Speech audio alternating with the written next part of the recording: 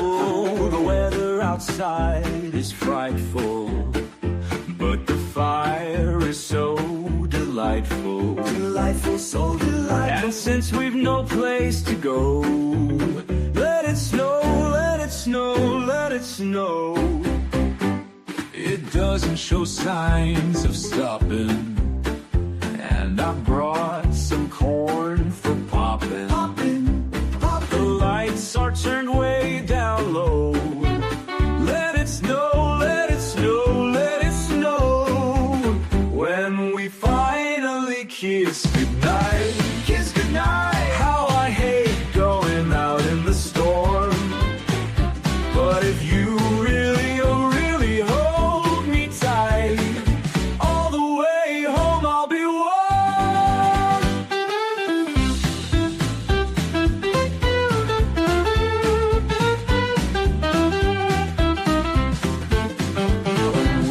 When we kiss goodnight, kiss goodnight. How I hate going out in the storm, but if you really hold me tight, all the way home I'll be warm.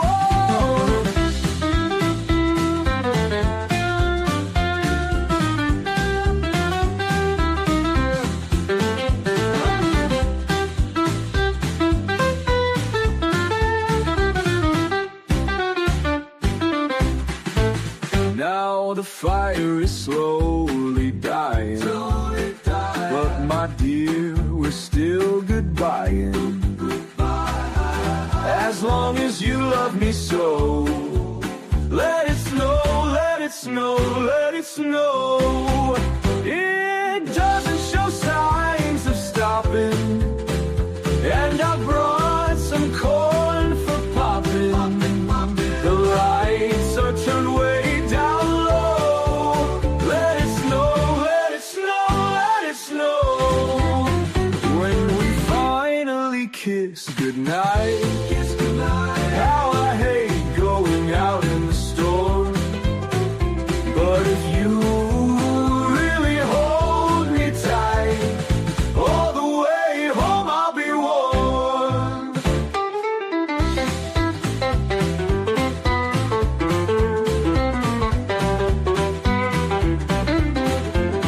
Oh, the fire is slowly dying, and my dear, we're still goodbying.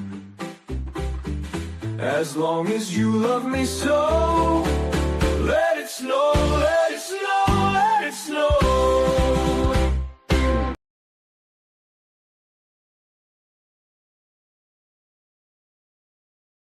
Jingle bells, jingle all the way. Oh, what fun it is to ride in a one-horse open sleigh.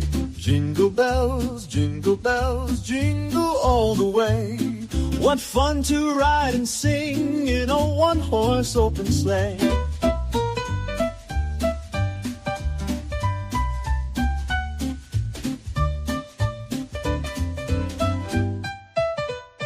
Dashing through the snow in a one-horse open sleigh.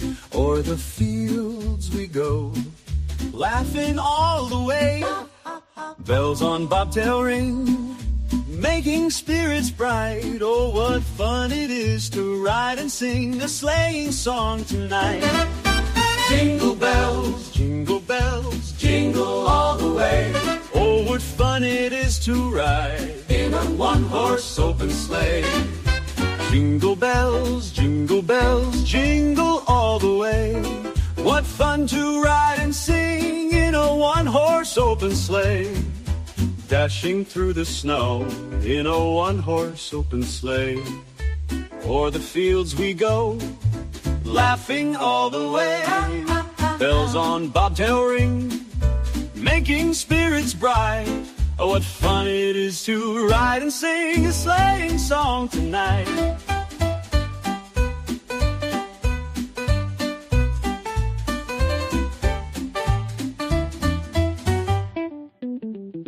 Dashing through the snow in a one-horse open sleigh. O'er the fields we go, laughing all the way. Bells on bobtail ring, making spirits bright. What fun it is to ride and sing a sleighing song tonight. Jingle bells, jingle all the way. Oh, what fun it is to ride in a one-horse open sleigh. Jingle bells, jingle all the way. What fun to ride and sing in a one-horse open sleigh.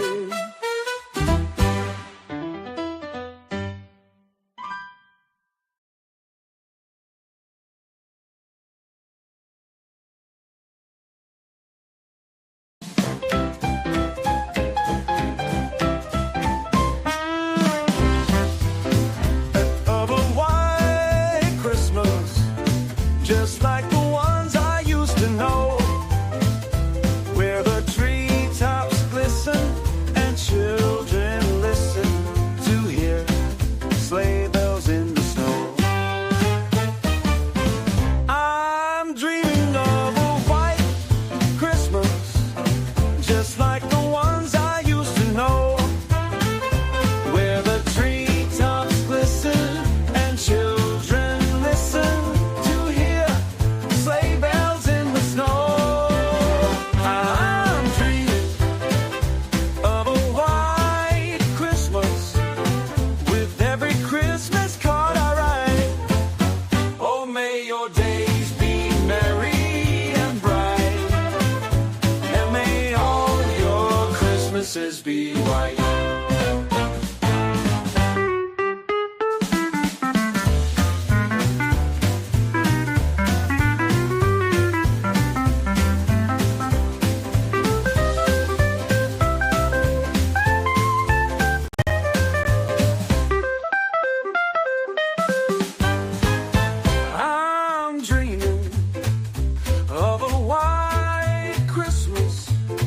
Just like the ones I used to know, where the treetops glisten and children listen to hear sleigh bells in the snow.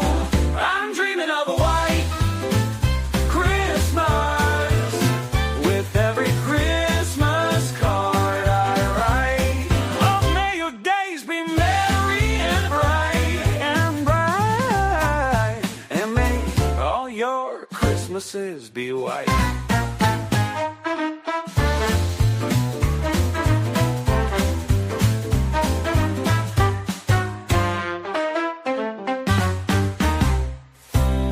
Ba-da-ba-ba, ba-da-ba-ba-da. Do-ah, do-ah, do-ah-da. Swing it high, swing it low. Hear those sleigh bells in the snow.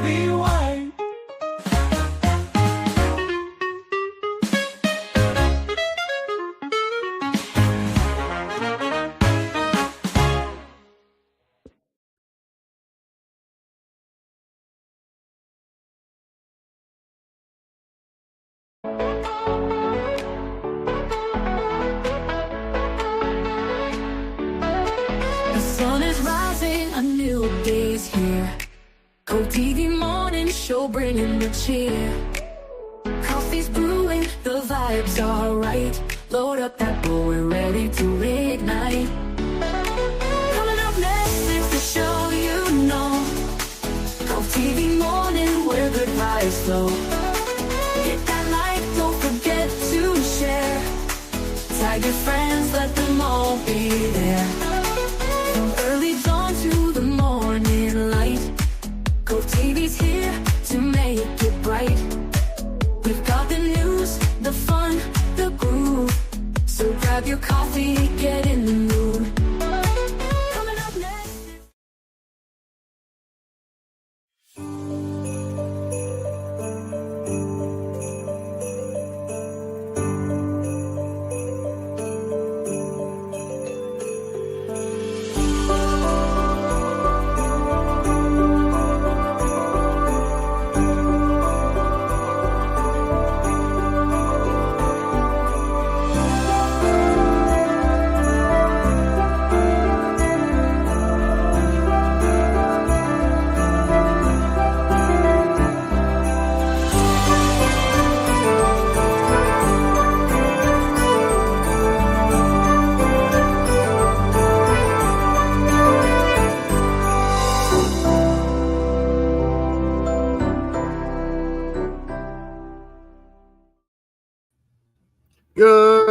Good Thursday morning, everybody. How's everybody's morning going? I hope everybody's off to a wonderful start. What up, Man-Bear?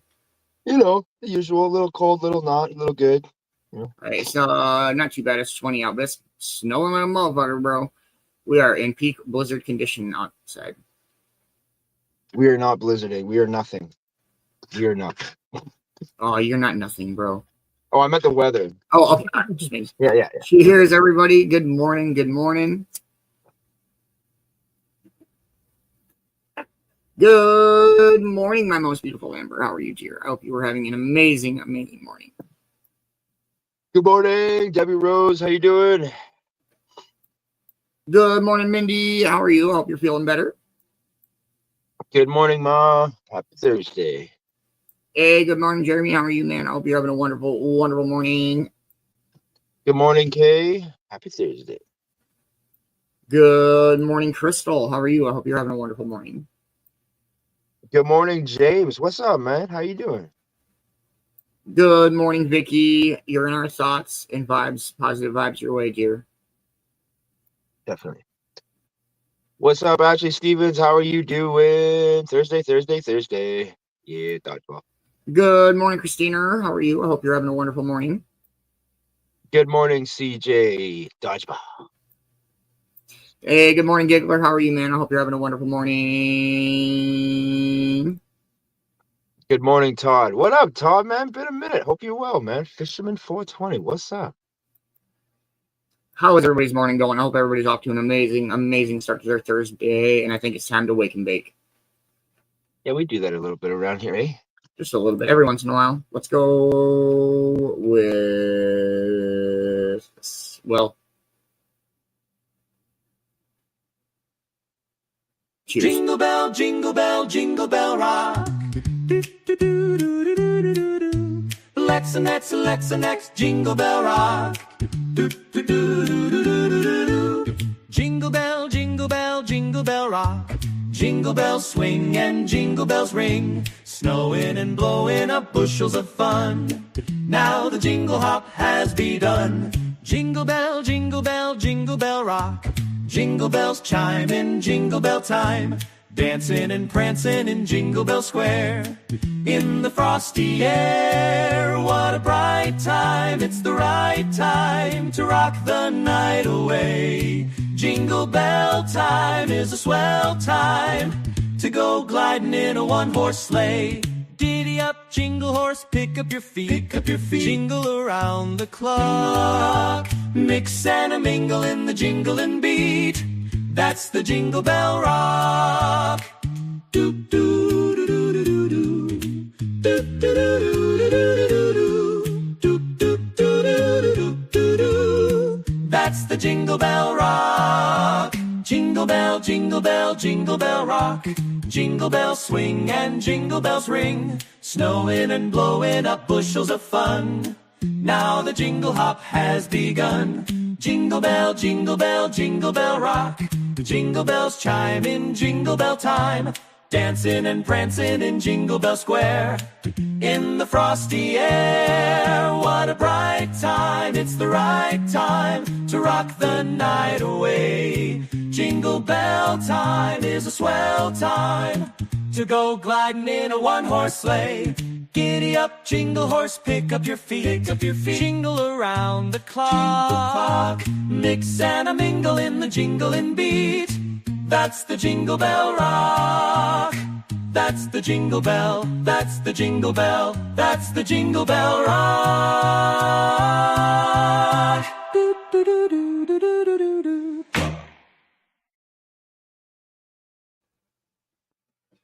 Much love, everybody. If you have not dropped your getting stoned word, please do. Got Amber getting, Deb stoned, Mindy again, Ma with. Jeremy, do you want to drop that word my, please? K only, and Crystal friends. Morning update for Thursday, December 19th, 2020 something. We are like 6 days and counting to Christmas. Hey, good morning, Roger. How are you? I hope you're having a wonderful morning, man. Today is the final day of Dodgeball for season 3. Well, the regular season. We'll have playoffs coming up. The points are fucking crazy. It's ridiculous, and today's games, hey, thank you, Jeremy, will definitely determine some shit. Only the top 4 teams will make it into the postseason, so see how it goes. Turf Wars tonight. We're in like week 27, I think. That's fucking crazy. Hang out this morning. We'll do our This Day in History. We'll do our weather. We'll do This Day in History. We'll do our morning speaker, and then we'll do our Dodgeball News Network. This afternoon, chilling in the Cove. We'll play our dodgeball games and hang out and get high. And Turf Wars 9 p.m. Eastern Time tonight. Congratulations to Bill on his Stoner Roulette win yesterday. That was dope. It's his first win. And then I think that's all I got. I think we're going to yoga tomorrow morning, I believe is the plan. Man-Bear, anything to add? What? Yeah? Coffee's going down tonight? I ain't in it. Yeah, he's like, it's too early. It's too early. Hey, man, contract. I got contract with that awesome brother of mine. I may not insult him, but he is not going to win today. He ain't winning shit. Yeah. What do all you amazing folks have going on today for your Thursday? Just gonna work around some Turf Wars stuff and get ready for the weekend. Nothing too crazy. It's fucking snowing like crazy out. I need some snow right now, man. I'm starting to pick up more customers. That's dope, though. Yeah. Well, that's the thing is my ad is pay what you think it's worth. So I can't get ripped off because I don't have a quote. So, if it takes me an hour and you give me $20, it's still $20 an hour. I ain't going to fucking be mad about that. Absolutely. Ooh. Yeah, it's been a good morning so far. I was up early this morning and finished up everything for dodgeball. Drank coffee, watched the news. Went out with Morgan. She's passed the fuck out. She went outside and played in the snow a little bit this morning, but for the most part, she's like, nah, I'm good on that. 4 minutes out, everybody. Yeah, I'm good. I smoked a lot yesterday. I'm just a little rough today. Whew. It was a high pain day yesterday, so when I'm in a high pain day, I smoke a lot. Can't help it. I'm very active too, Doing a lot of snow shoveling really helps. Weed fucking helps so much. Holy fuck. Not like yeah, I think so, Mom. I think I got everything I need.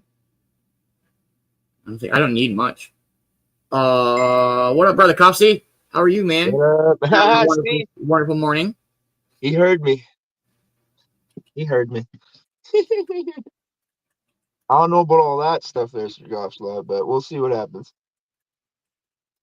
And yeah, you're amazing too, brother. I confused the shit out of him today.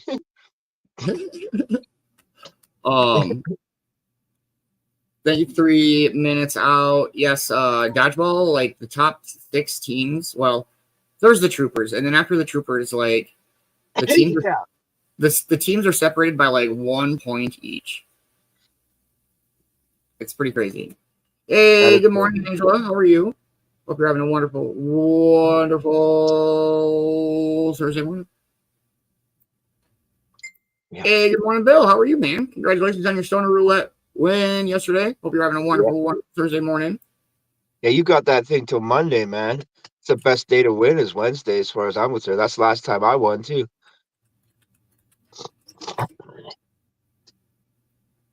What are we, 2 minutes out?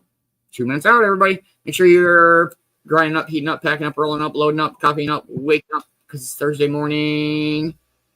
I ain't no Superman, bro.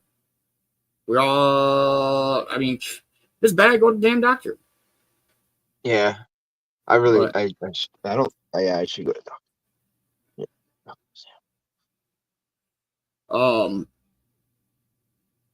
No, I go to the doctor's, Bill. Go to the doctor. But hey, good morning, Coffin. How are you? Hope you're having a wonderful, wonderful Thursday morning. We're getting so close to the final countdown. We are. Any second now. Oh dang! There you go, Kay. That's a good method to use. I like that. Ha ha ha, Bill. Now what? I like that. That was fucking good. 1 minute out, everybody. Final countdown. Oh, have you seen the?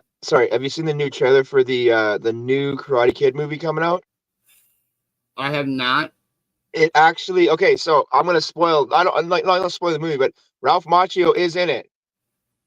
The original Karate Kid is in it. Jackie Chan is in it, but Jaden Smith is not. So, it looks good though. I'm sorry, it does look actually pretty good. I can't remember his name, but Ralph Macchio is not the Karate Kid in that movie. You know that, right? Oh, you're talking about How I Met Your Mother. You go. He makes such a good point. He does make a good point, but at the same time, man, he was picked on more. Like, I'm sorry. Hey, good morning, Magic. How are you, man? I hope you're having a wonderful, wonderful morning. It's really hard to argue with NPH. It is hard to argue with. It's so he makes such a good point. Damn it, it's bugging. Yeah, I know. Happy 420, everybody. Who the fuck is the other guy from the Zach. Isn't it Zach something? It starts with a B. His last name's BR something. All right. Well, I'm sure somebody will pop it in the comments here any second now. Much love, everybody. Happy 420. Smoke weed every day.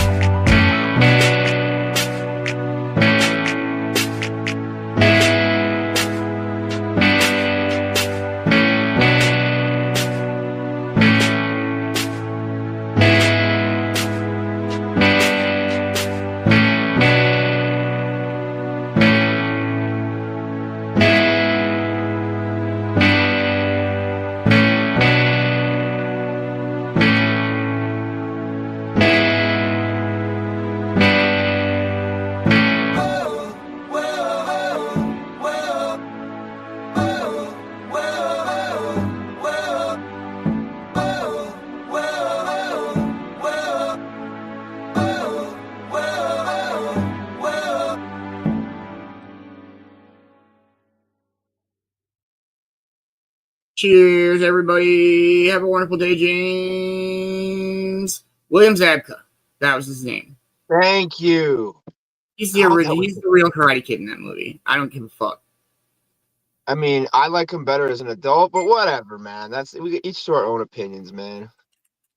I mean, I think it's pretty awesome what they did with Cobra Kai. It's a pretty decent show, actually. I mean, I get it.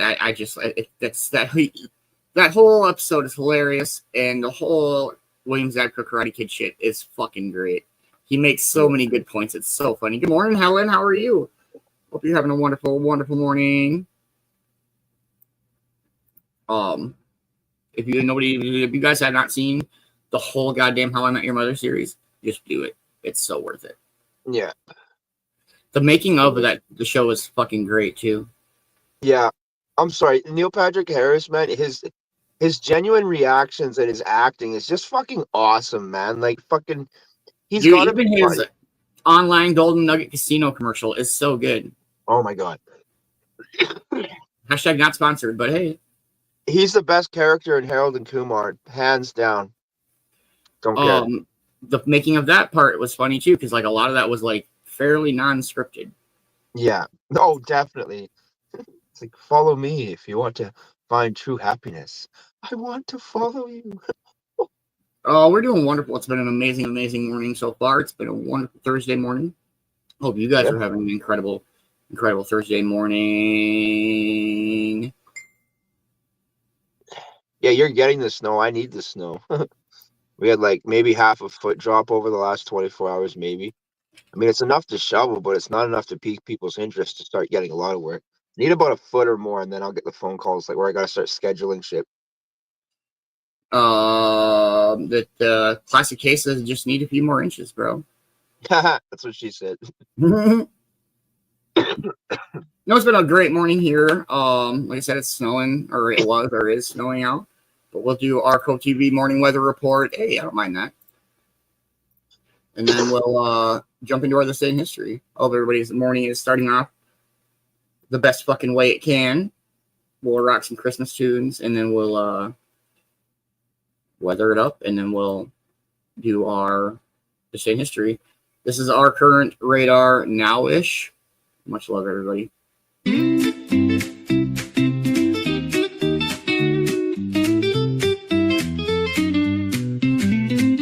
Sleigh bells ring, are you listening? In the lane, snow is glistening. A beautiful sight, we're happy tonight. Walking in a winter wonderland. Gone away is the bluebird. Here to stay is a new bird. He sings a love song while we stroll along, walking in a winter wonderland. In the meadow we can build a snowman, and pretend that he is Parson Brown. He'll say, are you married? We'll say, no, man, but you can do the job when you're in town. Later on, we'll conspire as we dream by the fire to face unafraid the plans that we've made, walking in a winter wonderland.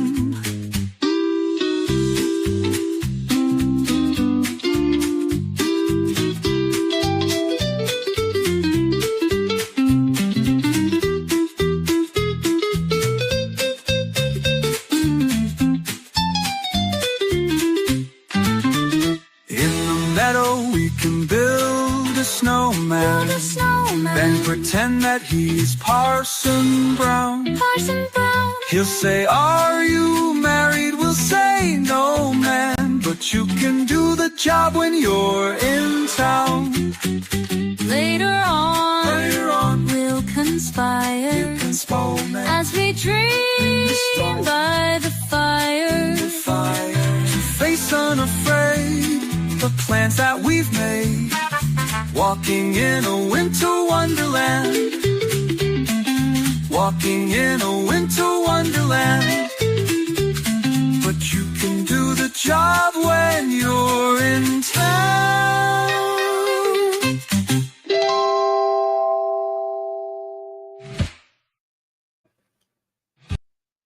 snowing. I'm like right here. That's where I'm at. That's Laverne. That's where I used to be. And here's Wyndham. It's like 30 miles of Worthington, 30 miles of Laverne. So it's not so bad. But that's that.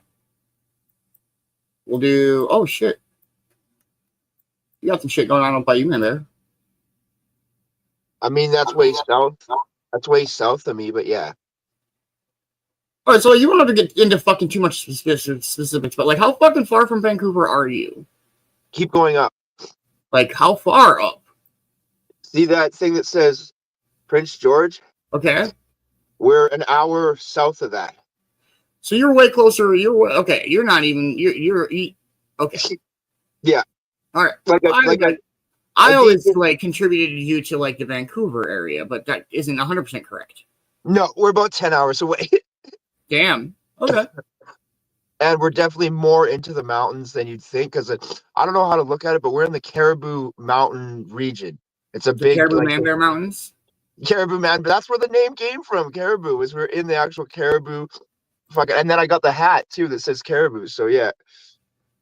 All right, everybody, we're gonna look at our next future 48 hours. Everybody, cheers. Let's go with this one.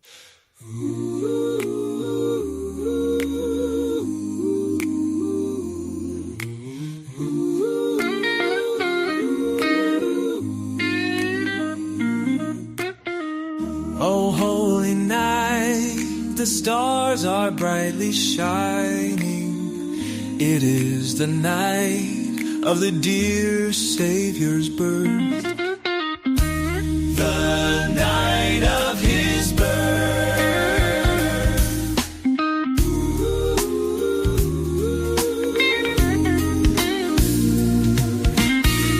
Long lay the world in sin and error pining, till he appeared and the soul felt its worth. A thrill of hope, the weary world rejoices, for yonder breaks a new and glorious sport. Fall on your knees, oh hear the angel voices. Oh night divine, oh the dear Savior's birth, the night of his birth.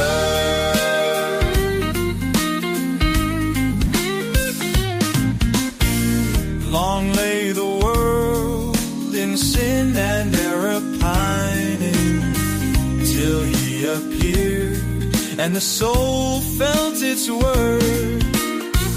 A thrill of hope, the weary world rejoices, for yonder breaks a new and glorious morn. Fall on your knees, oh hear the angel voices, for yonder breaks a new and glorious morn. Oh night divine, oh night divine.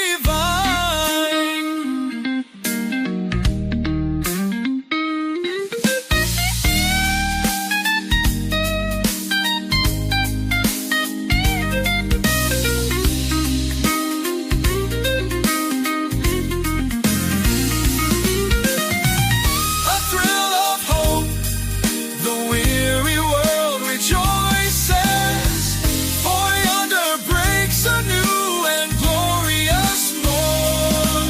A glorious morn. Fall on your knees, oh hear the angel voices, for yonder breaks a new and glorious morn.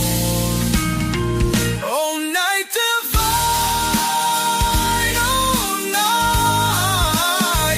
oh night divine.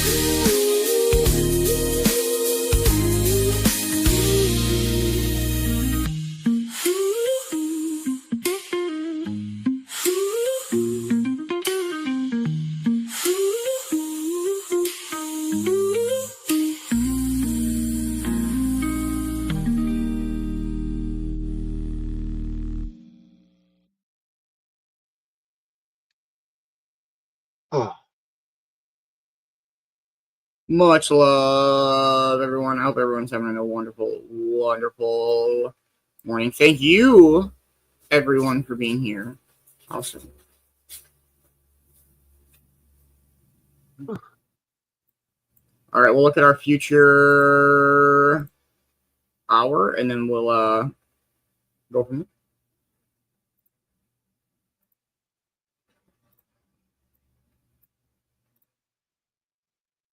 Cheers, everybody.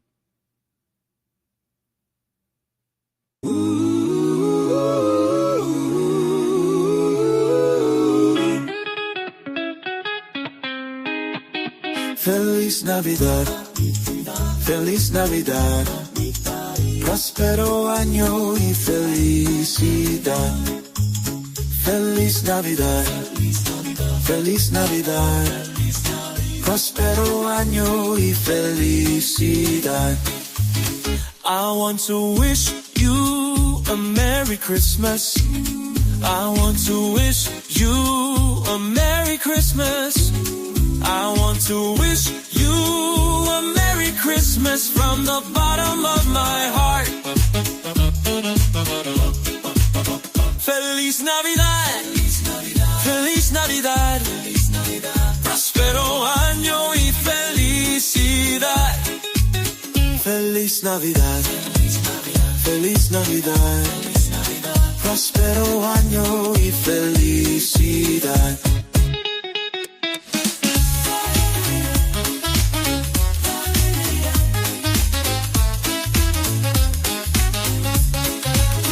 I want to wish you a Merry Christmas. I want to wish you a Merry Christmas. I want to wish you a Merry Christmas from the bottom of my heart.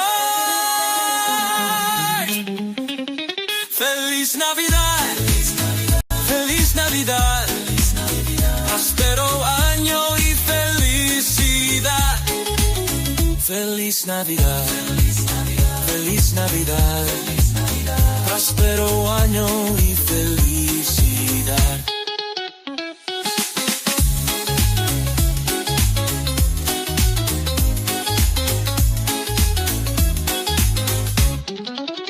I want to wish you a Merry Christmas.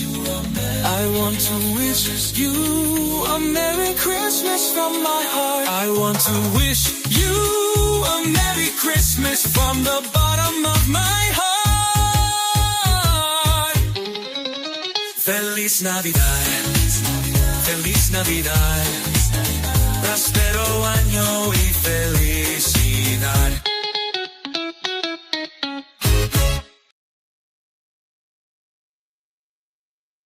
So I talk about Haida Gwaii. Haida Gwaii is one of those little islands off the left side of British Columbia. There's so many islands. There's like Cachowan Valley. There's freaking, oh man, like yeah, that's still British Columbia. All those little islands. Yeah, I'm just saying. There's so much, and on some of those islands is where we used to travel every weekend, and where we had freaking, like campgrounds and all that stuff. Yeah. Okay, hold on real quick. I learned something very interesting this morning. So south of Vancouver, there's a little the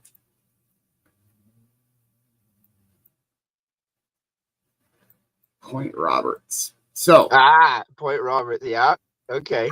I know where you're going with this. So this is Point Roberts, Washington.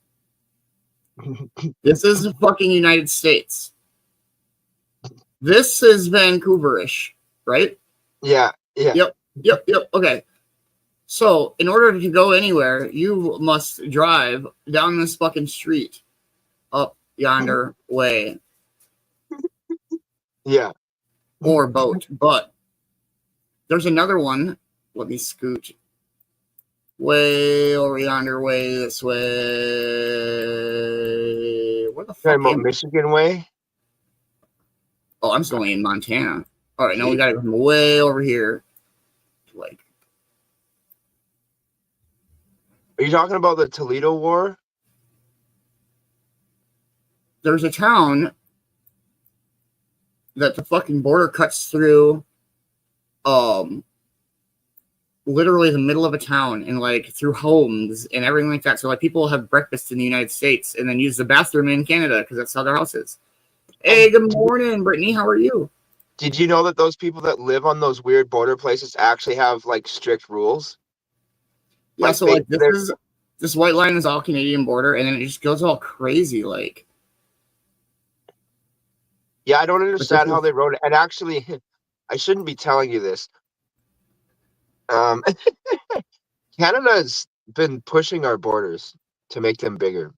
Oh yeah, but did you know that Canada and the United States border is the longest national, international, whatever border in the world? The next one being the border from Russia to Kazakhstan, which is 1,200 miles shorter. Dang. Yeah. Yeah. There is no part on the Canadian-United States border that is guarded by any sort of military. Nope. Because of our amazing agreement. Huzzah! So I've talked about this before. Zero Avenue. Dude, Zero Avenue is on the border of so Zero Avenue is in Canada, okay? But it's on the border, right? So your neighbors to the left are American, your neighbors to the right are Canadian, but you're not allowed to cross the street. You're allowed to drive down the road, but you're not allowed to go to your neighbor's house because it's actually like, yeah. Look, we can throw a baseball back and forth like across the street. But right when everybody's like, what the fuck? You totally left me hanging. Sorry. This is fucking weed. Whatever, Man-Bear. I didn't want to shake your damn Canadian ass hand anyway. I actually didn't realize what you were doing. You're good, bro. All right, this day in history, December 19th. It's not even 6 a.m. Leave me alone. Oh man, if I didn't pick on you, who else would? I gotta wait 3 hours for her to wake up. So right, even mom's like, dang, right? Fucking cops, would have shook my.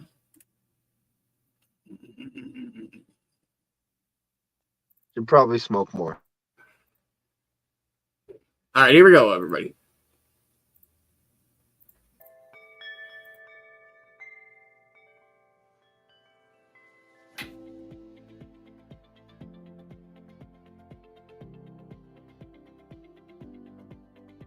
Hi there, and welcome to This Day in History for December 19th.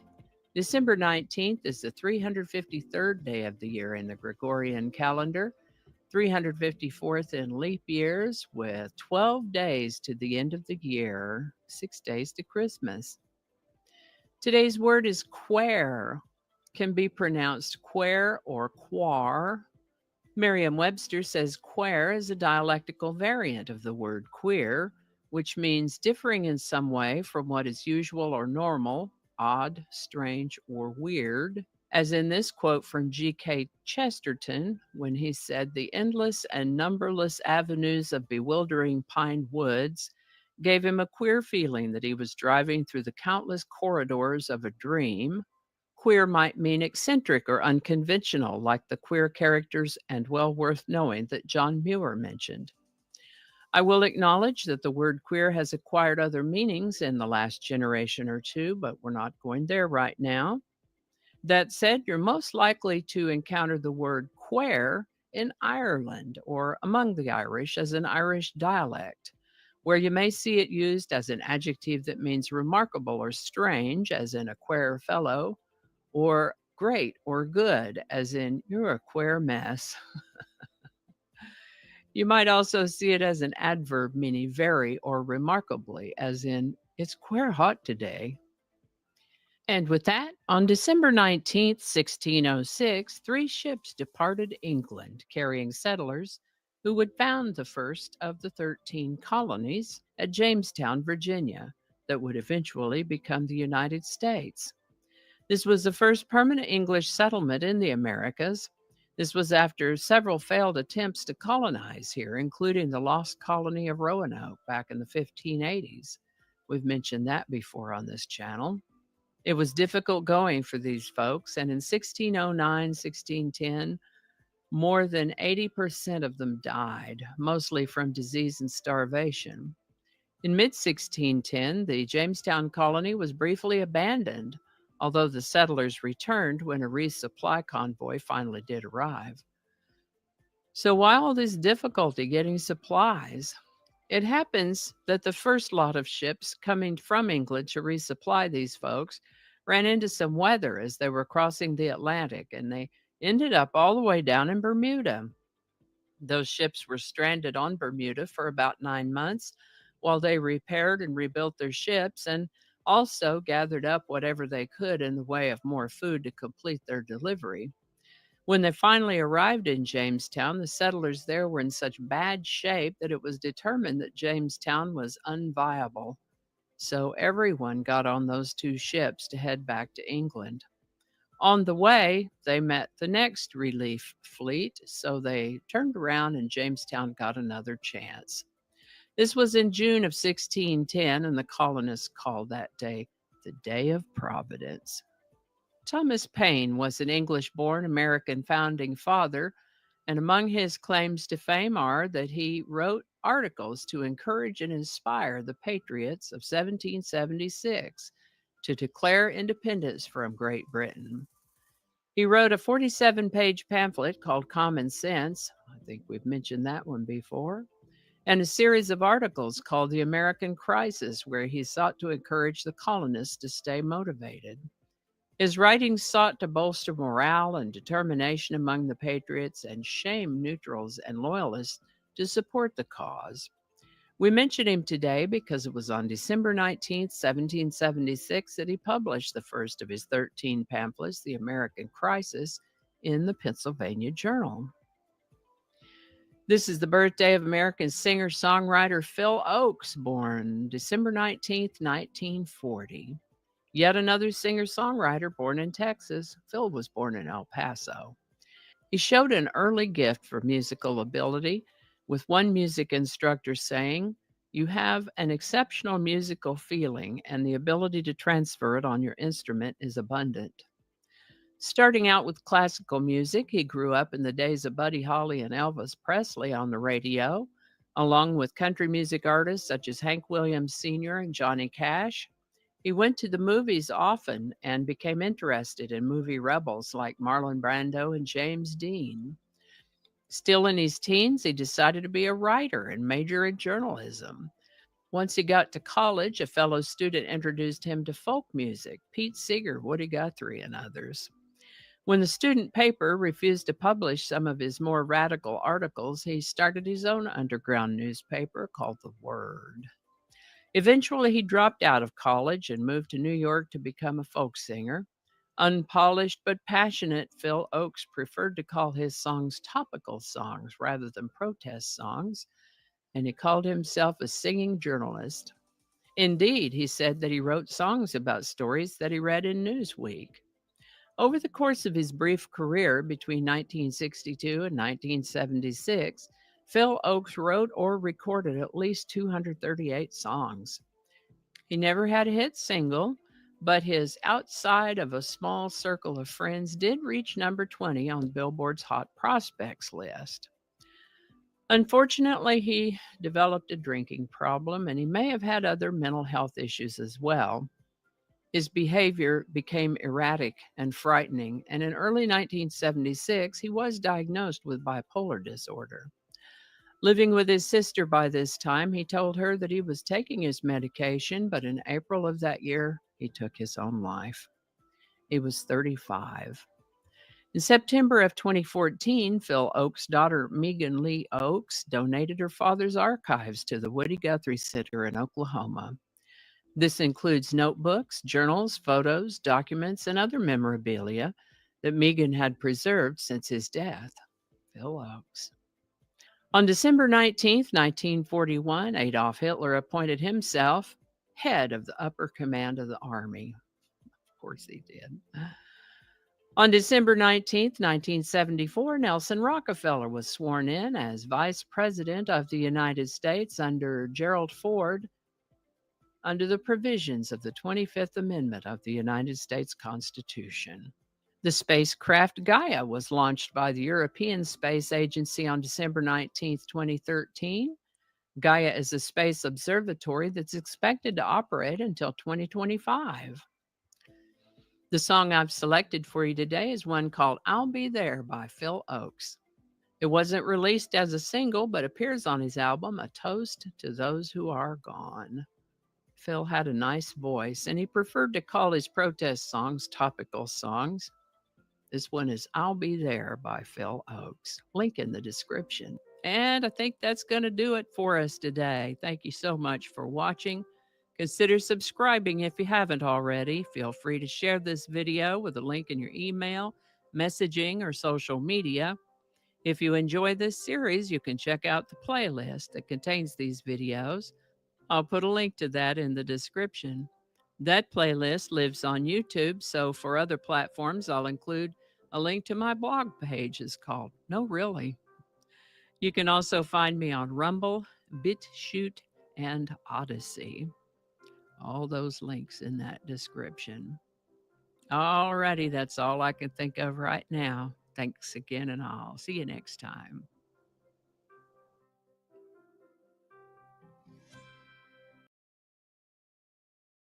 Yeah.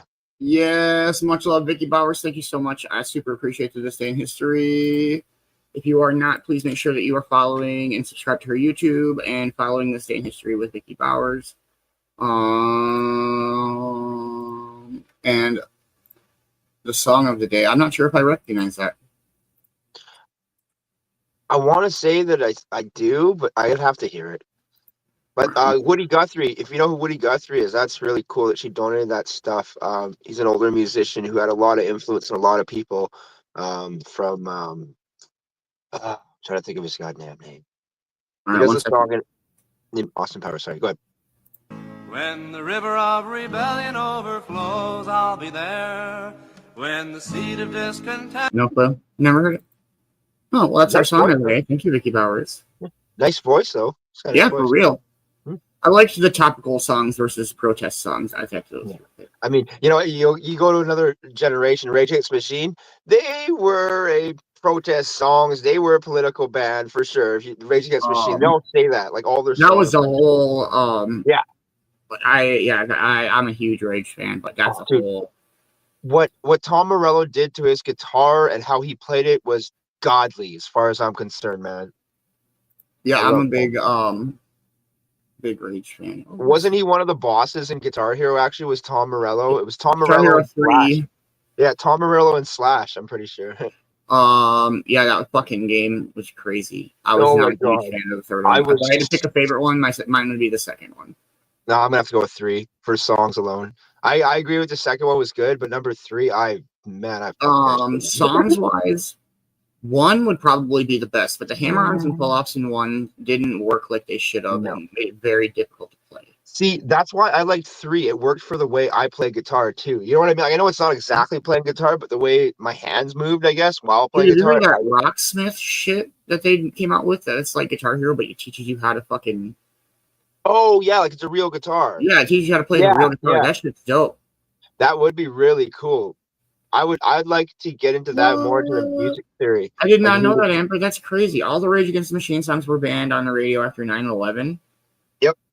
That's wild. Because all of their songs were basically against the government, and everyone had to, be like, this wasn't the government that did this, right? So if all these songs about anti-government are going out after everyone wants to trust the government again, I kind of understand why they did it. Like, it's not good. It's great music, but at the same time, they made a point of saying that their music is protest music. They made a point of it, right? Like, they're like, we're not just making these music to piss people off. We really believe in this shit, too. Like, well, a little bit of both. Well, the band, not us. I mean, they believed in their own message. No, I know. I was just kidding, but like, there was definitely some angst in that. Oh, yeah. I mean, like, would it have been as powerful if they didn't swear in their songs? Do you know what I mean? A lot of people are like, well, there's always songs swearing in rap songs and all these other songs. I think they swear for sometimes to make emphasis on what they're trying to say, not just because it wouldn't fit. You know what I swear just because it's fucking how I talk. Like, I don't mean anything. Yeah. Trust me, if I'm like, fuck you, like, you're going to know. But usually if I'm just like, yeah, I don't know what the fuck I'm talking about or whatever, like, I'm not mad or angry because I said the word fuck. Fucking A. Like, I know. Jesus. Is it not a pet peeve when everyone's like, "Why are you so mad?" I'm like, what do you mean? Like, well, you just said like "fuck" like 4 times. Like, yeah, so. Well, you're But, mad? like, No, I'm not mad. I like the word. I also have made it a point to not say the word fuck. I will say, like, holy fridge, potatoes. Yeah. I don't know. I will just say the randomest shit to not say fuck. But that doesn't mean that you know what I mean? Or like lame. I say lame sometimes instead of fuck. I don't mind lame. Like just like fucking. There was this thing that these older kids used to say instead of swearing around us. They'd be like lame instead of like teaching us swear words. They'd really try hard. Fridger. I'm trying to find a good place for us to hang for a bit. I know he does find some pretty good places. It sounds like half of them look like they're in BC or Oregon though. That's what I'm like. I don't know what to go with. I don't know if I want to go super Christmassy or maybe like, ooh, what is this? Oh, what did I get in trouble for that one? I was gonna say I'm surprised you haven't put one up with an igloo, but I mean I'd love to smoke out in an igloo, to be honest, man. I bet the smoke would just sit there like cold weather and shit. I didn't make, but where we used to live, there was a huge ice palace built for parties. Like you had to walk down a hallway in this like ice castle, and there was candles in the walls and shit. Like it was so cool. Yeah, that's up even farther north. I'm very particular about the morning scenes and how, because it's got to, I don't know, it's got to portray the right emotions to fit with what we're doing. I remember you saw it loop and the cat did something. You're like, dude, no, that fucking drives me crazy. Dude. Oh my god! I could see your pet peeve meter going on. I was like, "Oh no, he don't like that. No." Like this one is perfect for this morning. Yeah. Mm-hmm. That's kind of what I was looking for. I don't know. I liked the New York one. That was one of my favorite ones. But much love, Bill. We fucking appreciate it, man. For real. Yeah, I don't know. I think it would be dope. That couch looks comfy. Y'all can have the presents. I just want to probably like wake me up in like 45 minutes. Hey, Bill, you're still Superman. We just want you to go see the proper people to make sure you stay Superman. That's right, man. You are still Superman. She gave Christina, that's funny. She's all sprawled out now. Sorry. Fuck, no, you're good. I forgot what I was gonna say. I do that. I don't remember for sure. I have that effect on people. Hey. Oh, now I do. Okay, it's almost 9, dear. I just thought of it and I wanted to say it's not 9. It's 8:57. But right, that couch looks dope. Except for I mean, I'm not a huge. Well, I mean, whatever. The pillows are just kind of extra. But I can sleep on that shit. That looks comfy. I got you. Oh, shit.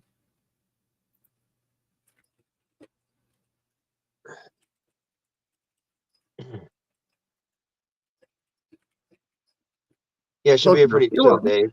Unless we get a lot of snow today, it was probably a pretty chill day here at the Man-Bear house. Yeah. Yeah, that was actually pretty good yesterday. I only did 2 jobs. I made $90 on 2 jobs, so.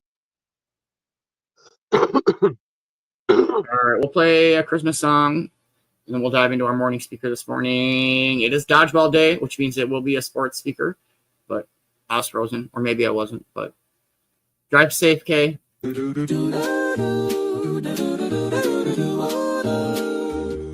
Happy holiday, happy holiday, while the merry bells keep ringing. Happy holiday to you. Hey, hey, hey. It's the holiday season and Santa Claus is coming round. The Christmas snow is white on the ground. When old Santa gets into town, he'll be coming down the chimney down. He'll have a big fat pack upon his back and lots of goodies for you and for me.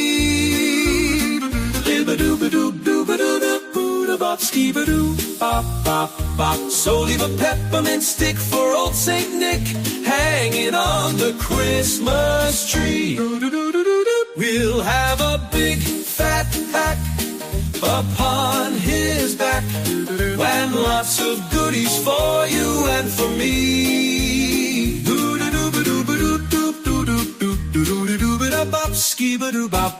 So leave a peppermint stick for old Saint Nick hanging on the Christmas tree. It's the holiday season, and Santa Claus has got a toy for every good girl and good little boy.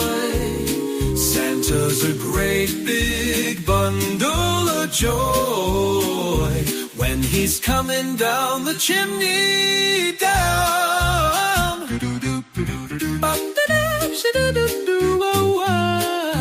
Big fat pack with lots of goodies for you and for me. You and me. So leave a peppermint stick for old Saint Nick hanging on the Christmas tree. It's the holiday season, so hoop-de-doo and hickory-dock, and don't forget to hang up your sock. Bop, bop, wah, wah, wah, shoo-ba-da-da-da, 'cause just exactly at 12 o'clock he'll be coming down the chimney down. Happy holiday, happy holiday, while the merry bells keep ringing. Happy holiday to you, hoop-de-doo and hickory-dock, ba-da-bop-bop, do-ah, he'll be coming down the chimney down.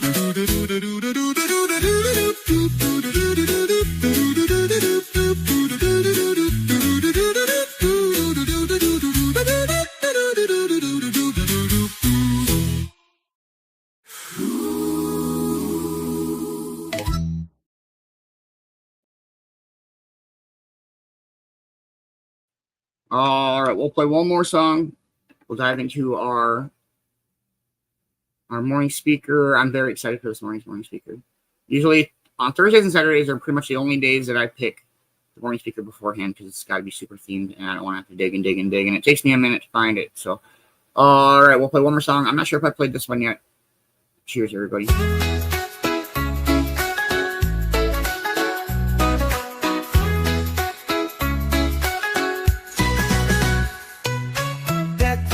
With boughs of green, Christmas cheer, a tropical scene. Feel the breeze, the season's bright, lighten up the cove tonight. Deck the palms and light it high, celebrate beneath the sky. Deck the palms, let the good vibe flow, feel the joy in the moonlight glow. Raise your glass, let the laughter sing, island cheer, what a gift it brings. Soar, peace and love on every shore. From the Cove we wish you peace, a green-filled holiday masterpiece.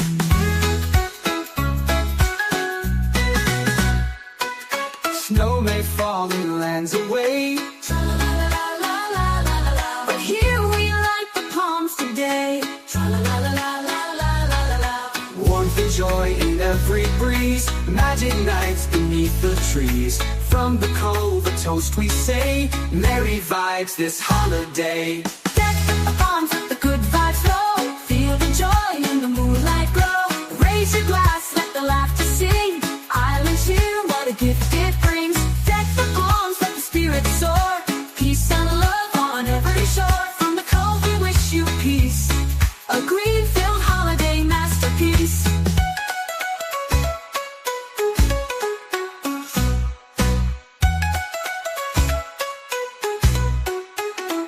Snow may fall in lands away, but here we light the palms today. Warmth and joy in every breeze, magic nights beneath the trees. From the Cove a toast we say, merry vibes this holiday.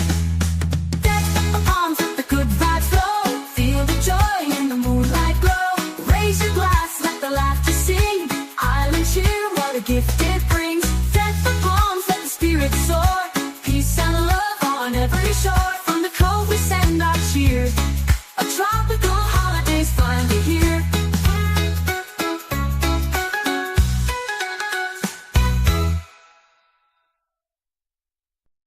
All right, everybody. I'm very fucking excited for this morning speaker.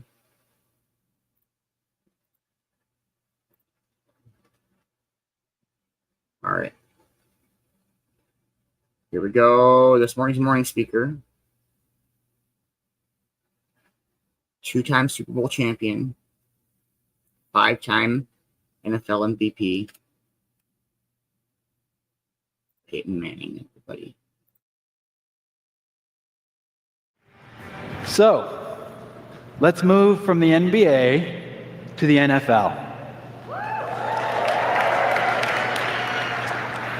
Today we're fortunate to be joined by 5-time NFL MVP and 2-time Super Bowl champion Peyton Manning.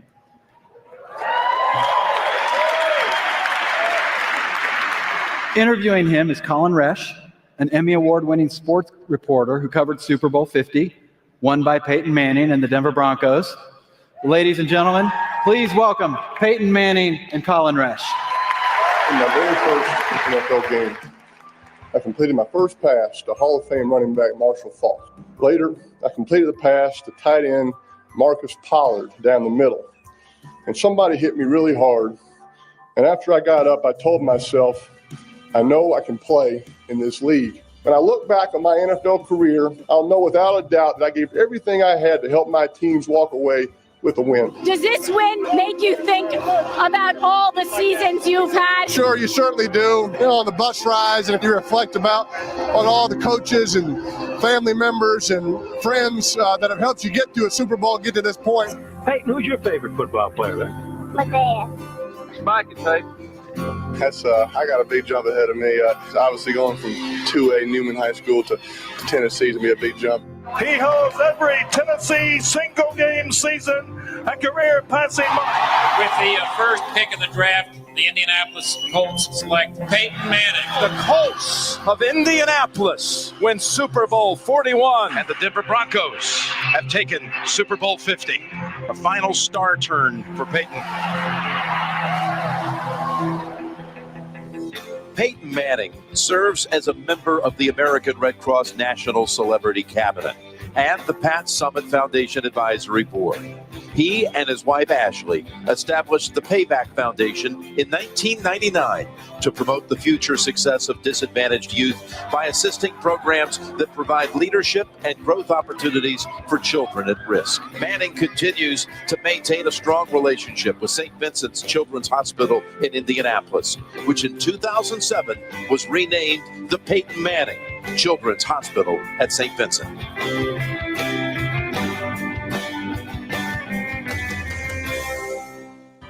Fans, you are at the core of what makes this game remarkable. Football has taught me not to be led by obstructions and setbacks, but instead to be led by dreams. I'm totally convinced that the end of my football career is just the beginning of something I haven't even discovered yet.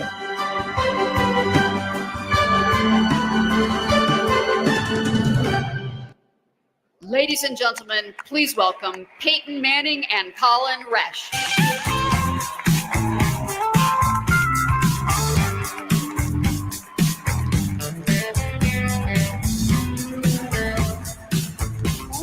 Peyton, great to see you. Thank you. So, thank you. Everybody, Peyton Manning. Thank you. Thank you. Obvious first question. You're a year into retirement now. What do you miss? What do you not miss? I don't miss getting hit. I do not miss that. People say, well, you got to miss those blindside hits where, where the guy comes and hits you in the back. And the truth of the matter is, I was able to avoid those blindside hits a lot. I'd be in the pocket getting ready to throw, and I could hear the crowd kind of go, oh, I just kind of scoot up. I could kind of avoid those guys hitting me in the back. The hits that hurt the most is when you're getting ready to throw, Colin, and you see somebody coming out of your front side, some 300-pound monster, and you're like, wow, this is going to hurt. And it did hurt. So I do not miss that. What I do miss probably is the camaraderie of my teammates. Football is the ultimate team game. And on an NFL team, you have 53 players, and you do everything together.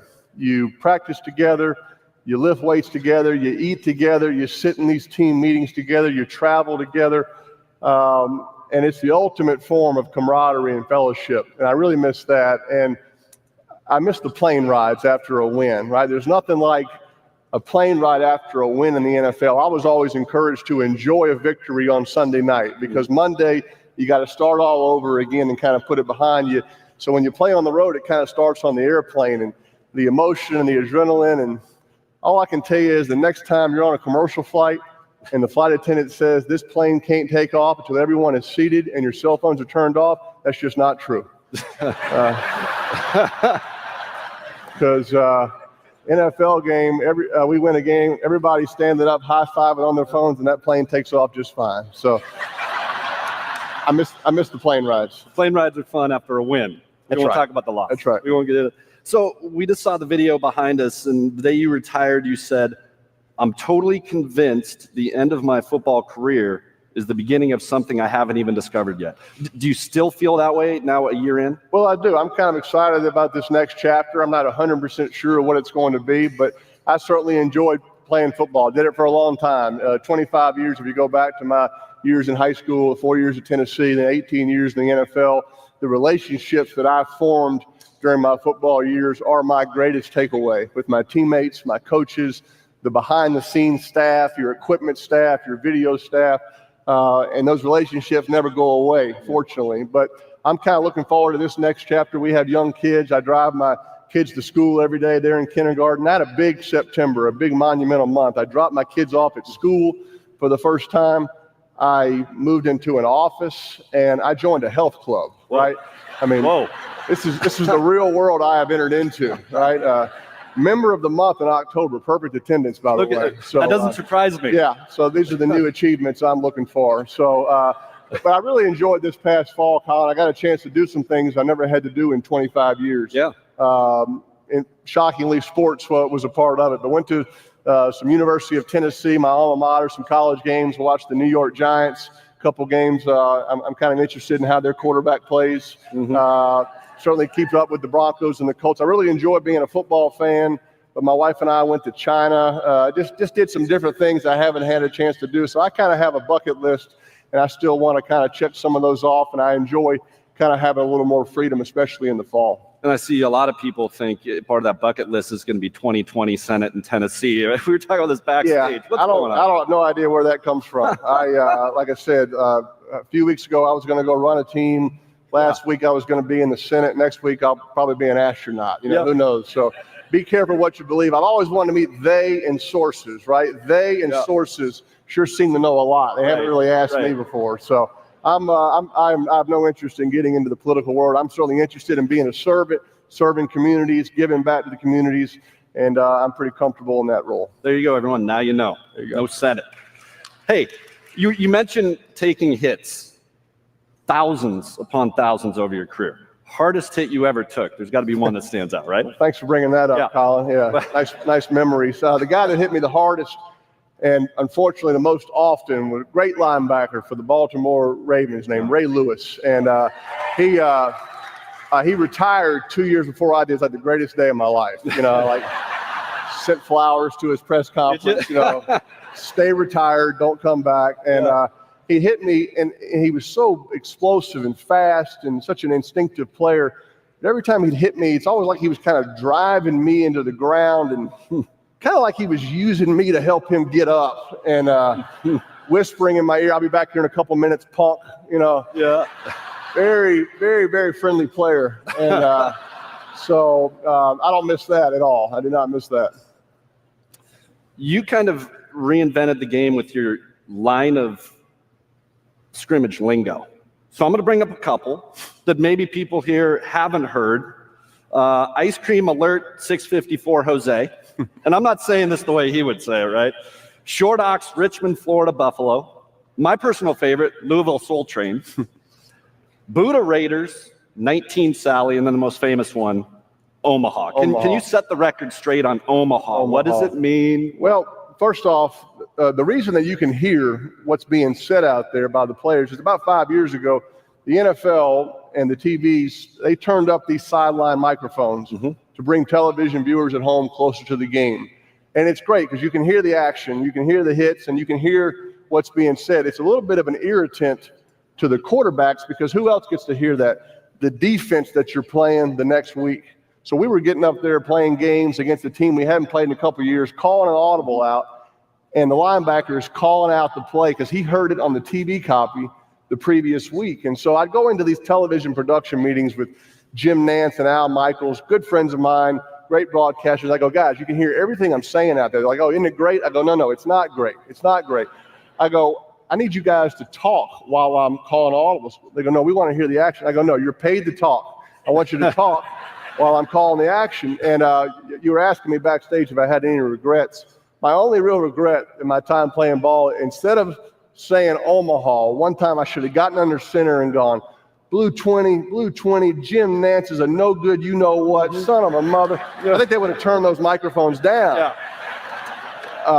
There's going to be a big fine coming with that. Opportunity missed. Yeah, right I should have let Eli or Brady or Rogers do it. They would have paid the fine. So that's why you can hear what's being said. Omaha was just an indicator word. It was a trigger word that meant we had changed the play. There was low time on the clock, and that ball needed to be snapped right now to kind of let my offensive lineman know, hey, we've gone to plan B. There's low time on the clock. It was a rhythmic 3-syllable word. Okay. Omaha, said Hut. Maybe, you know, I can't tell you how many solicitations I used to get for alternate words. You know, people would write me letters, hey, if you could just launch my website instead of saying Omaha. I'm like, sure, I'll launch your website. And probably should have used Adobe. That would have been good, right? That would have been good. Yeah. Got you. So, but I got to tell you, I'm a big deal in Omaha, Nebraska now. I mean, I went there a couple of years ago. I got the key to the city. Yeah, got a big I believe that. Charity donation. So I always got Omaha if I need a place to live. Yeah. Well, speaking of Adobe, this is an analytical audience, as we know. You are an analytical quarterback, and we were talking about this when we were backstage, and the risks involved with just playing the position, knowing when is the right time to throw into double coverage and take that risk. When do I check it down? When do I call an audible? How did you assess those risks throughout your playing career? Because you were the best at it. Well, certainly calling an audible, making a change. There's certainly instincts involved. There's a lot of courage involved, but I think it has to start with preparation. I was never out there just winging it and just saying, okay, I'm going to try this play and see if it works. Every audible I called, I spent a lot of time preparing and watching film and sort of making my notes saying, hey, if the defense does this, this is what I'm going to audible to. And I would share that with my teammates and my coaches. And my coaches were very supportive. They say, Peyton, if you see it and you like it, you go with it and we'll have your back. And that's how it has to be. When you're making a change, everybody has to be on board and they have to be prepared for it not to work, and they still have to be on board. So that preparation, the time that we put in communicating, I always believed in sharing direct two-way communication with key people, not going through a middle person, not telling him, hey, you go tell him I may call this play. I was going to tell my coach, I was going to tell my wide receivers, this is what I'm going to. So there were no surprises when we got up there. And certainly did I feel responsible when they didn't work? Absolutely, I did. But at the time, I felt it was the right call. I went with it. I believed in it. They don't always work out, but the majority of times they did work out because everybody was on board, everybody had bought in, and everybody was executing the play with a lot of passion. So there's no doubt there's instincts, there's no doubt there's guts and courage, but I think the more preparation you can put into sort of surveying what the possible scenarios that might be coming up and what changes we have to make to adjust to those scenarios, the better off you're going to be. Well, and you had to be more prepared than ever when you had to sit out the season and you had to have that neck fusion surgery, and then you signed with the Broncos, right? You're going to a new franchise. You're basically starting from scratch and restarting your career. A lot of people didn't think you would come back. Talk about just the ups and downs that you had at that time and then doing what you did in Denver. Certainly in 2011, I had a neck injury that caused nerve damage of all things in my right arm. And I had a high school coach who used to always tell me, Peyton, when you're sprinting left, it'd be a heck of a lot easier if you could throw the ball left-handed if you were amphibious. Amphibious. I'm pretty sure he meant ambidextrous. I never asked him. But if only I would have listened to my coach, I could throw left-handed. So I was in a real tough situation. I had to miss the entire season. I felt it was a real test for me. It was really the first health adversity I'd faced. And I think when you face adversity, you find out a lot about yourself. You find out a lot about the team that you're on as well. And I really took it as a test. I tried to have a good attitude about it. It was certainly disappointing not being able to play. Our team didn't have a good season. I felt that was kind of my fault. If I was out there, we could have played better, but I had a good attitude about it, and I wasn't afraid to ask for help. I had great support from my family, my coaches, from doctors, and I slowly began to make a little progress later in that year. Like you said, I had to change teams, but I had to learn to adjust. I had to learn to adjust to kind of playing in a new physical state.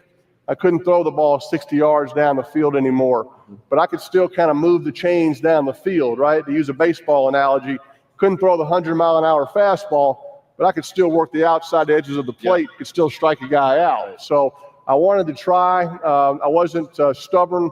I was flexible to adjust, and I was able to play for 4 more years, and I was very grateful for that. Well, and those are a phenomenal 4 years. So thanks. Breaking records, most touchdown passes in a season, go on to win a Super Bowl. But in 2012, your comeback player of the year you're a 2-time MVP. What are you more proud of looking back, that you were comeback player of the year or that you were multiple MVP winners? Well, I never wanted to be eligible for the comeback player of the year award, right? But I was certainly, individual honors are not what you play for. I always believed in the team awards, and every individual honor that I received, I kind of accepted on behalf of the team, because football is the ultimate team game. Everybody has to do their part. So I really accepted both on behalf of a lot of great teammates and people that helped me.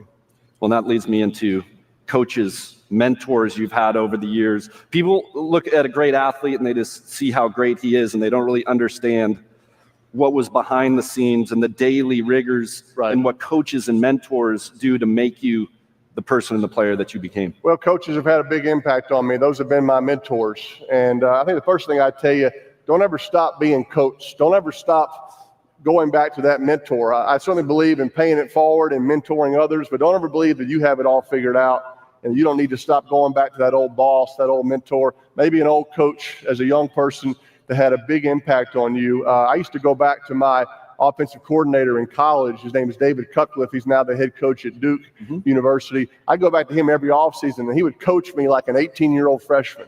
He would yell at me. We do the most basic fundamentals that a junior high quarterback might do. And you might say, why would a 14-year NFL veteran need to be working on how to take a snap or how to call a play in the huddle? Because the little things matter.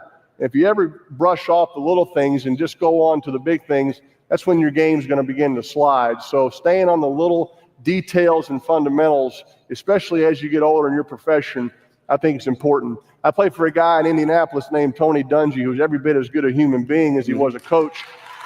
He was a very effective style of leader. He never raised his voice. He never used any type of language, but he treated you like such a professional that you just didn't want to let him down. You didn't want to disappoint him, so you played harder for him. You wanted to make that great throw or catch for him. I played for a guy in college at Tennessee named Philip Fulmer, who was as loyal a coach as you could have. He always had your back, even when the times got tough. It's nice to work for people that are going to have your back, especially when it gets tough. And then I mentioned my high school coach. He was a real character. He was famous for all these malaprops, right? He used to tell us for the team picture to line up alphabetically by height. It's kind of hard to do if you think about it. We had some smart kids at our school that were trying to figure it out. And I mentioned amphibious. And then when you get recruited by these colleges, they send you these questionnaires. They ask you all sorts of questions, right? You remember those about you, your family, and your high school. So I was sitting in my high school coach's office one day filling out a questionnaire. I said, Coach, it's asking some questions about you. He said, what's it say? It's asking for the name of my high school coach, name of my high school, and name of my high school coach's alma mater. I said, Coach, I don't even know. What is your alma mater? He said, always do your best.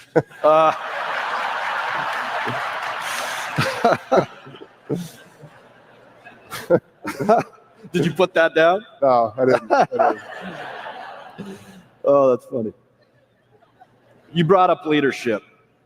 This guy, as everyone here knows, one of the greatest leaders in all of professional sports. Your leadership style, was that evolved from the people like Tony Dungy and these coaches and mentors that you had? And how did you create your own style? Well, to me, in my opinion, leadership really boiled down to its true essentials is the ability to influence others. And if you can't influence a team, you really can't lead that team.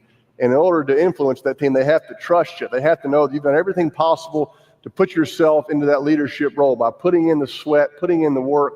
All the teams that I got to, I didn't go in barking a lot of orders. I wanted to earn their respect first by being there early, being the last one to leave, taking responsibility for my play in my interviews, being accountable. And then you slowly earn that respect to have more of a platform, to be more of a vocal leader. So, the very first time I ran into the huddle when I was a freshman at Tennessee, I had this great rah-rah speech. And, hey, I'm a freshman. I can take us down the field right now. We can score a touchdown. My left tackle, about 330 pounds, grabs me by the shoulder and says, hey, freshman, shut the blank up and call the blank and play. And I said, yes, sir. And, that was good advice. People don't want to hear what you have to say right away when you're in a new leadership role. They want to see some action first. And I applied that when I got to Indianapolis, when I got to Denver. And it gave me more of a platform to be more of a vocal leader. So, and then it goes back to that communication as well. Yeah. We always like to meet together, talk about things, get all on the same page. But there's no doubt that leading by example is a big tool as a leader. When Steve Young was on the stage with me 2 years ago, he talked about you and how you were the best when it came to accountability, both team and teammates, communicating with teammates. How are you able, because you get so many different guys in that locker room, and get them all on the same page? I think it's important to get to know the people that you're leading. I'm not sure you can talk to everybody the same way. The more you know about where they came from, what makes them tick, what drives them, what motivates them, the more effective you can be in communicating with them. I had wide receivers that like to be verbally challenged in front of the whole team. They responded to that. I had others that you had to get off to the side and go, hey, I'm counting on you. I need you to be 18 yards deep, 2 yards right inside those hash marks. That's where the ball is going to be. I know you can be there. And so that was a better way to get him to respond. Ultimately, being a leader is getting those people to play hard for you and respond for you. So the more you know about them, I think the better communicator you can be. What separates, people would wonder, in all facets of life, what makes someone good? What makes them great? What separates? Well, certainly, there's so many talented people in so many fields, and so it's not just your talent and ability. I certainly believe having a strong work ethic is very important. I think you got to have a passion for it. You got to love what you're doing. I believe that you either get better or you get worse every day. You don't stay the same. So I also believe it's important to work on your weaknesses. I think the great ones aren't afraid to work on their weaknesses, right? Mm-hmm. It's embarrassing to work on something that you're not good at, right? People see you. Oh, wow, what's he doing? I'd make a throw that I wasn't very good at. Coach would see me. Wow, maybe he's losing his edge. But I was working on something that I wanted to improve at. I knew that was going to make me a better player. Learning from the previous year, using experience as your best teacher, all those things combined, I think can help you, succeed. And I think certainly, at least in football, have an appreciation for all sides of it, the physical part as well as the cerebral part. Those are the ones that last for a long time, I think, in some of the better players.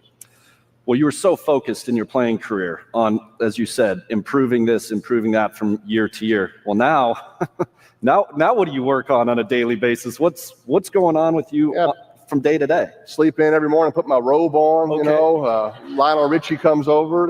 Yeah. Kind of start my day, right? And go over there and see Eli on Tuesdays and make nachos. So I'm like I said, I'm staying busy. I'm kind of taking my time, and I'm doing a lot of different things. But the best advice I got was not to sign up for something maybe full time right away that you just couldn't commit to. So I'm just a year out, just retired, just about last week. So I'm staying busy, but kind of taking my time and seeing kind of what my options may be.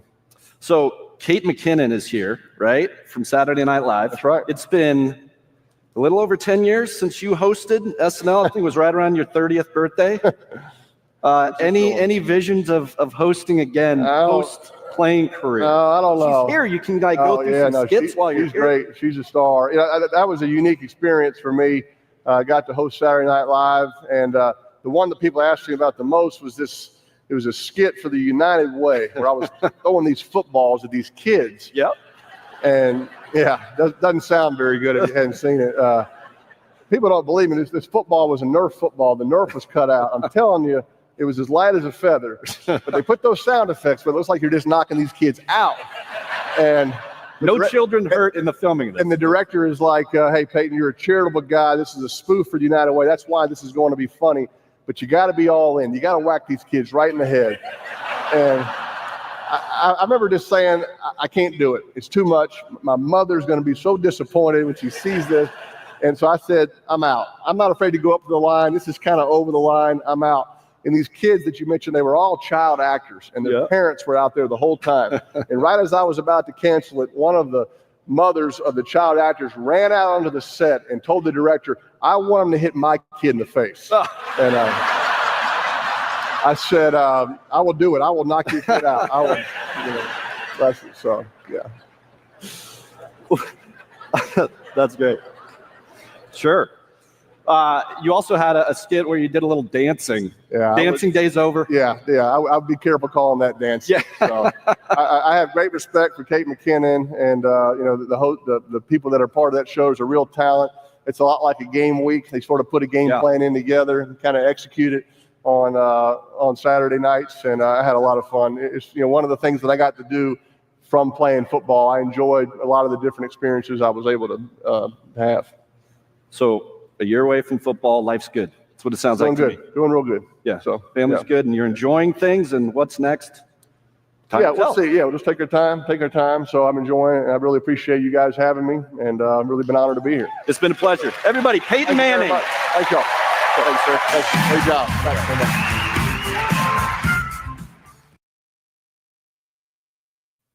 That was fucking great. I fucking love Peyton Manning. He's fucking awesome. He's always been a good leader. It's hard to be a leader because you can't show too much vulnerability around the people you're trying to lead. And you have to turn that, like when you lose games, you have to turn that negative anger about losing into positive motivation for your team for the next game to continue to be that leader that they're going to look up to, respect, and actually listen to. I thought it was interesting how he was mentioning you got to know how to talk to, you got to know the people that you're talking to, know your teammates and stuff like that. Because Kobe Bryant said the exact same thing during the Kobe Bryant interview. It goes into almost, I hate to say this, it goes almost into a Dr. K where you can't really treat everybody the same. Like, you want to treat everybody the same, but there's a lot of messed up people in the world. So like when it comes to being a leader, you have to lead certain people differently because they don't respond the same as other people. As Peyton was saying, you got to take somebody off the side. Say, I know you can do it, but I can't call you out in front of everybody because you get embarrassed and you fuck up. Yep. You know what I mean? Oh, absolutely. Or there are those guys that thrive under the pressure of being like, called out in front of everybody, and that it definitely makes a difference on knowing the people that you're talking to, knowing how to communicate with. I'm super big on communication. Like, it's crazy. I could see Peyton Manning yelling at a guy, calling him out. One of the guys that he knew he could call out and be like, "Man, you fucking did this last week. You're gonna do it the next play. I seen you do it. You did it against fucking Atlanta, and that player's gonna go and think, you know what? I did do that last week. Fuck yeah!" And that's gonna motivate him. And that's kind of how when I got really good at skateboarding, man, I would go to the skate park during the festivals, the shows, and I would go when there was more people because I could feel the energy of people going, yeah, go do that. Oh my God. You can hear the gasps. You can hear you know what I mean? And when it comes to any kind of sport and being a leader, you hear those things, man, does it ever motivate and push you to, I don't know. I was one of the guys you could call out and I would just shine. I was really good at skateboarding, which made me really good at everything else I did, because it's skateboarding is one of the only things that can bring everybody from every single different spot of life together at one place. There's gothic skaters, there's emo skaters, there's punk skaters, you know what I mean? Literally, it's one of the only things I've ever seen where you could be total enemies in high school and then you all show up at the skate park and you're the best of friends because y'all skateboard together and you taught each other, you lent someone a tool or something, you know what I mean, Beanz? Yeah, absolutely. I thought that was fucking great. And, how he was talking about going back to his old high school coach or going back to Duke every offseason or whatever and working on the little things. I think, that's super important. It's the little things that matter. I'm a huge believer in the little things that matter. He realized that person that was teaching him, whether they were a high school coach or an assistant teacher or whatever, they had the knowledge he wanted. They had the way of teaching and being a leader that he needed. And that's why you keep going back to the same things, is because it's something you've seen that you needed to learn from that specific person Do you know what I mean? Like when someone's a leader and you recognize that and you want to follow them, you're going to go back to that person. You're going to listen to them. You're going to respect them. You know, it doesn't matter what job they have or where they live or who their family is. If they're a good person, a good coach, you're going to keep going back to that same coach. Doesn't matter what their position in life changes. You know, they're always, you know, once you see them as a good leader and coach, they're always going to be a good leader and coach until they fuck up in front of you. All right, we'll do a song or two, and then we'll do our Dodgeball News Network. Cheers, everybody.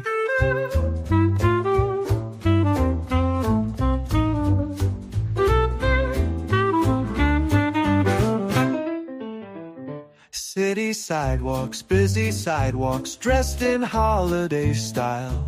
In the air, there's a feeling of Christmas. Children laughing, people passing, meeting smile after smile.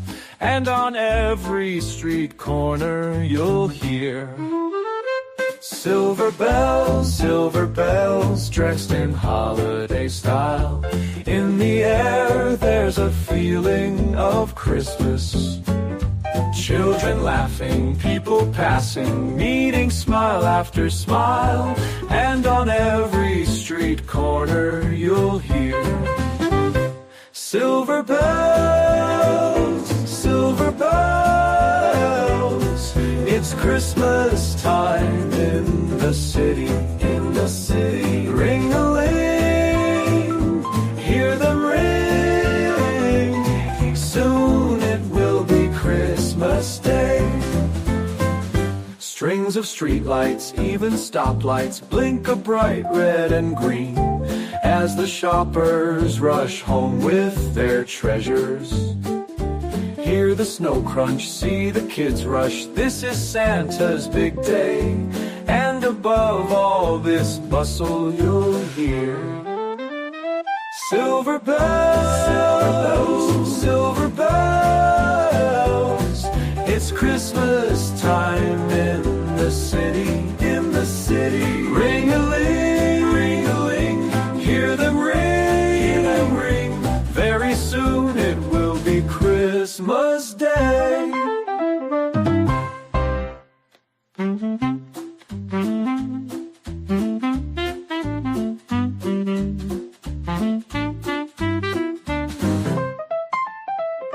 Strings of streetlights, even stoplights, blink a bright red and green as the shoppers rush home with their treasures. Hear the snow crunch, see the kids rush. This is Santa's big day, and above all this bustle you'll hear silver bells, silver bells. It's Christmas time in the city, in the city. Ring-a-ling, ring-a-ling, hear them ring. Very soon it will be Christmas Day. City sidewalks, busy sidewalks, dressed in holiday style. In the air, there's a feeling of Christmas. Children laughing, people passing. Very soon it will be Christmas Day. Silver bells, silver bells. It's Christmas time in the city, in the city. Ring-a-ling, ring-a-ling, hear them ring. Soon it will be Christmas Day.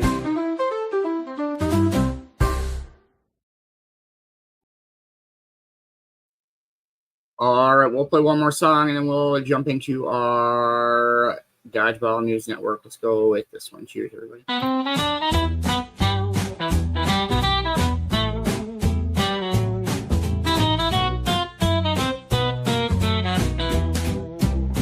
Frosty the Snowman was a jolly happy soul, with a corncob pipe and a button nose, and 2 eyes made out of coal. Frosty the Snowman is a fairy tale, they say, they say. He was made of snow, but the children know how he came to life one day. There must have been some magic in that old top hat they found, for when they placed it on his head, he began to dance around. Frosty the Snowman was alive as he could be, and the children say he could laugh and play just the same as you and me.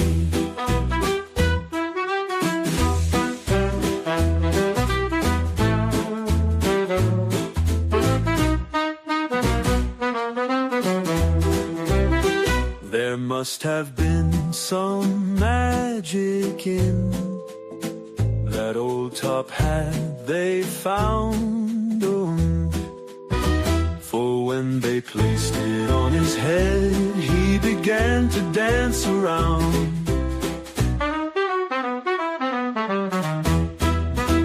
Ooh, Frosty the Snowman was alive as he could be, and the children say he could laugh and play just the same as you and me.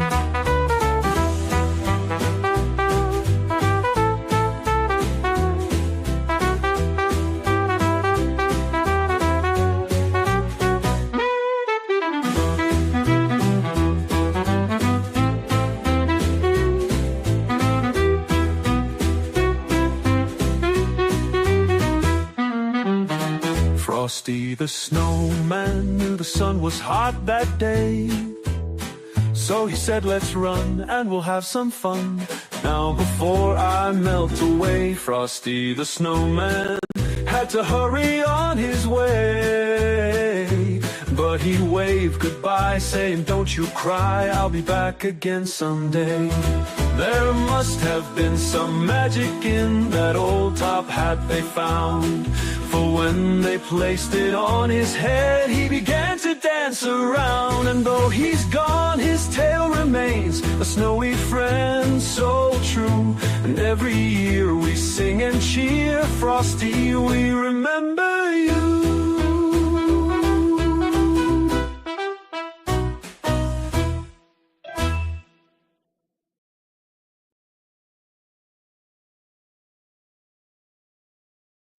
All right, everybody, it is week 8 of season 3.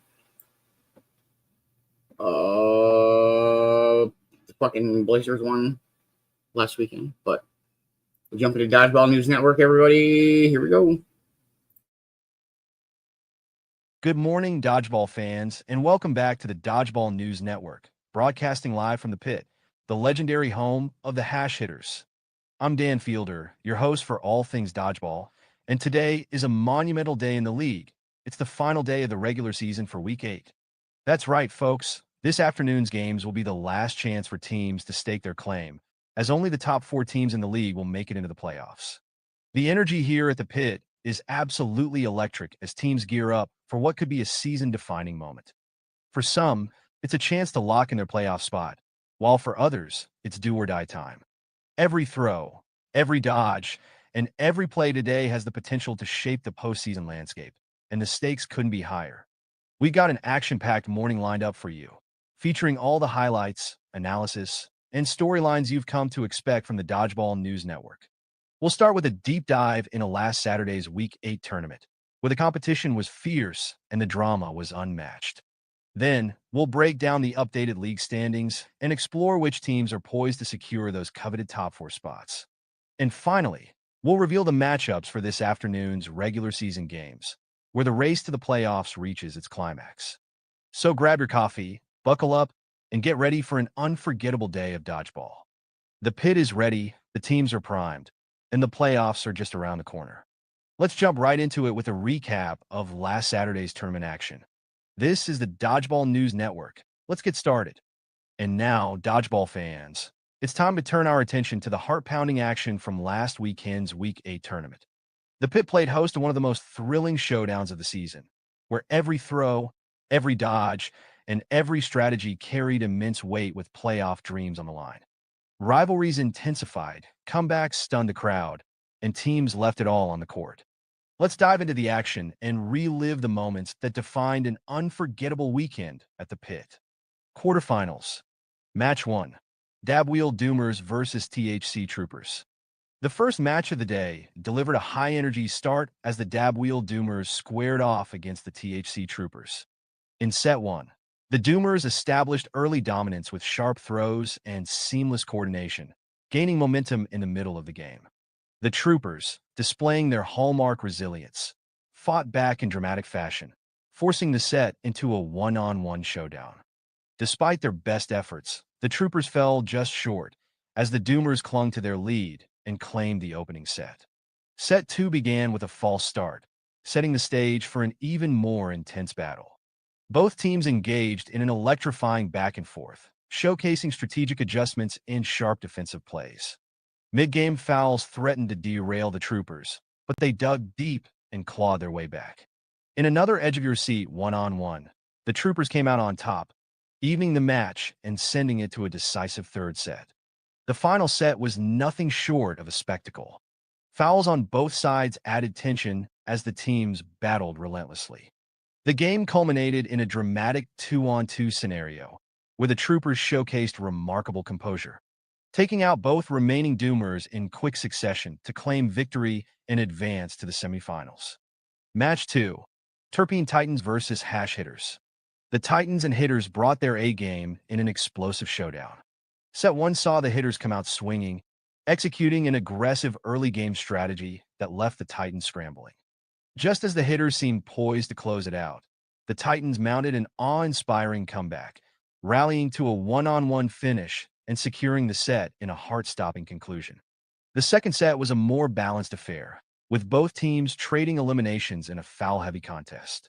The Hitters found their rhythm late in the game, closing out the set with 2 players still standing, leveling the match and building momentum for the final round. In Set 3, the Hitters maintained their focus and capitalized on key plays.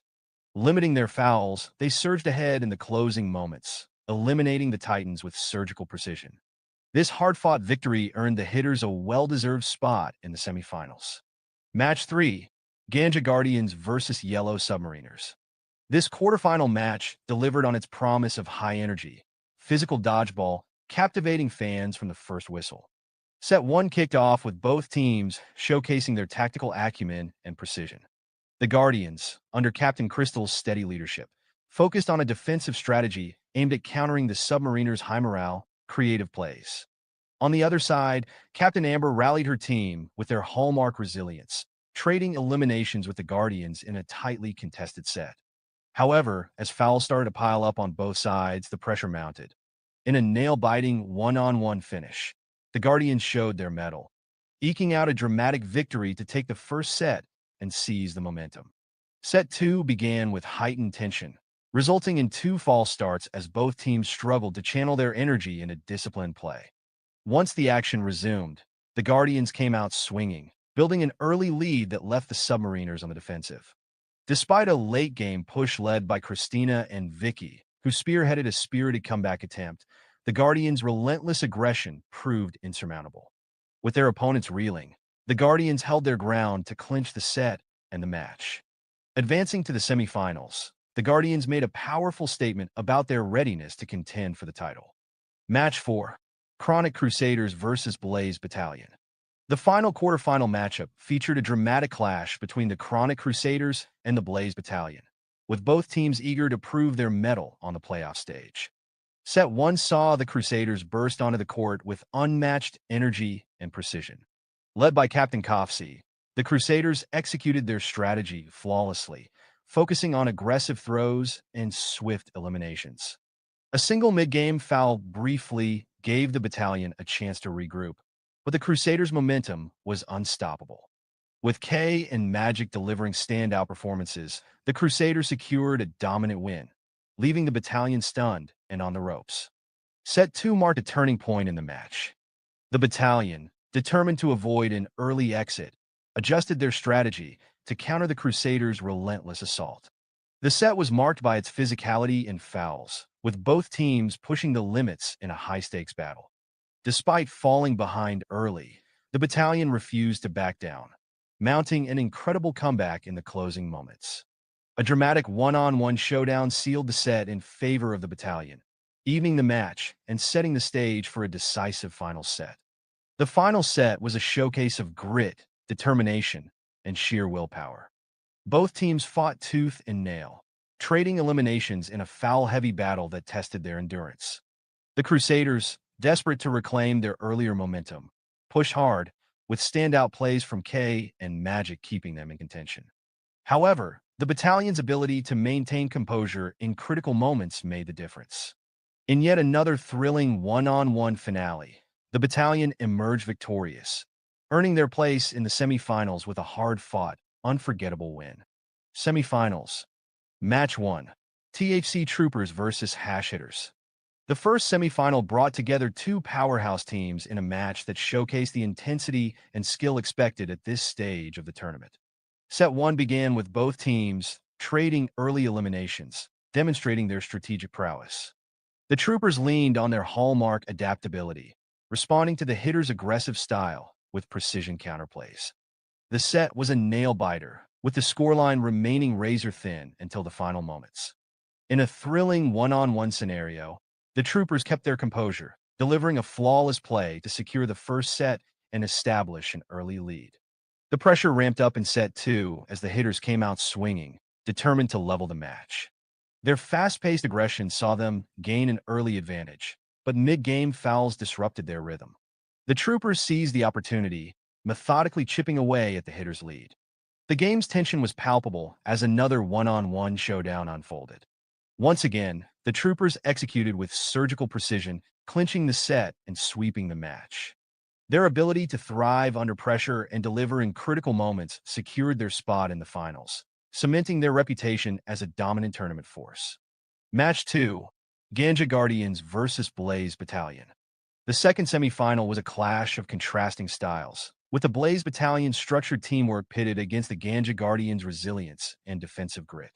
Set 1 saw the battalion take control early, leveraging their fast-paced play to keep the Guardians on the defensive. Despite the Guardians' efforts to disrupt their rhythm, the battalion executed a clean and methodical strategy, pulling ahead mid-game. With only one foul committed, the battalion maintained their discipline and composure, cruising to a decisive victory in the first set. The Guardians, refusing to back down, brought renewed energy into set 2. The set was marked by intense exchanges, with both teams refusing to yield an inch. Fouls began to pile up on both sides as the game turned physical, reflecting the stakes of the match. The Guardians mounted a spirited effort, keeping the game tight and forcing the battalion into high-pressure situations. However, the battalion's ability to stay calm and execute in clutch moments proved to be the difference. In a dramatic one-on-one comeback, they secured the set and the match, advancing to the finals with their second straight sweep.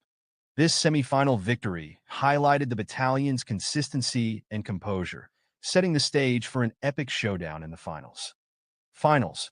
Blaze Battalion versus THC Troopers. The championship match was a fitting finale to an extraordinary day of dodgeball. Set 1 began with a false start, setting the stage for an intense contest. Both teams fought tooth and nail in a foul-heavy grind, but the battalion emerged victorious in a heart-stopping one-on-one finish to take the lead. The second set saw the Troopers rise to the challenge, determined to keep their championship hopes alive. The back-and-forth action had fans on the edge of their seats, and in another thrilling one-on-one, the Troopers edged out the battalion to level the match. The final set was a masterclass in resilience and teamwork. The battalion came out strong, leveraging their momentum to gain an early lead.